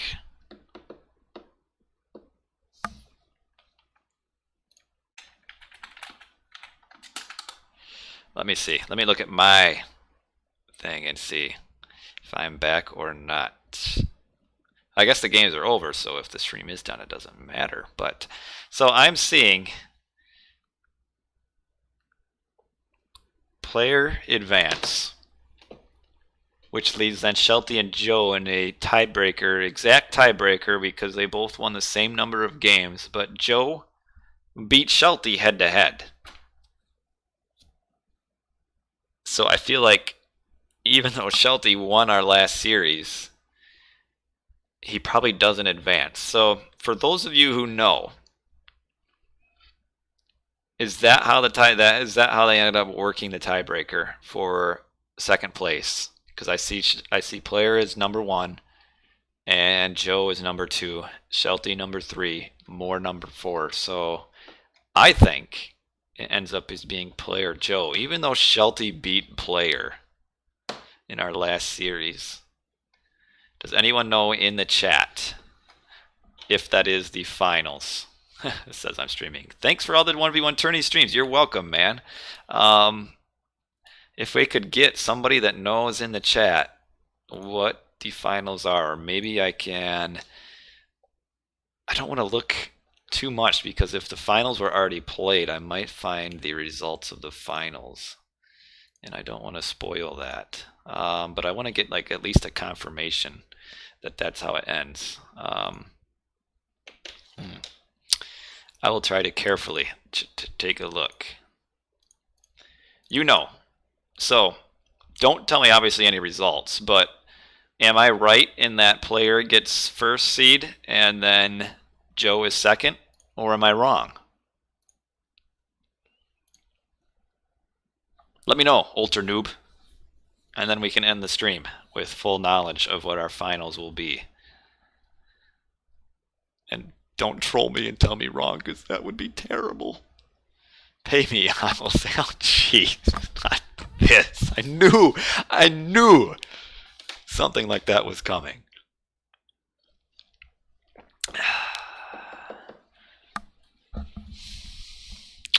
I'll send somebody after you. Alright, well, okay. If you're going to play that game, I guess I will go take a look at the forums and see if I can find out. Okay, that doesn't help me, I don't think. You don't talk to guys with yellow glass.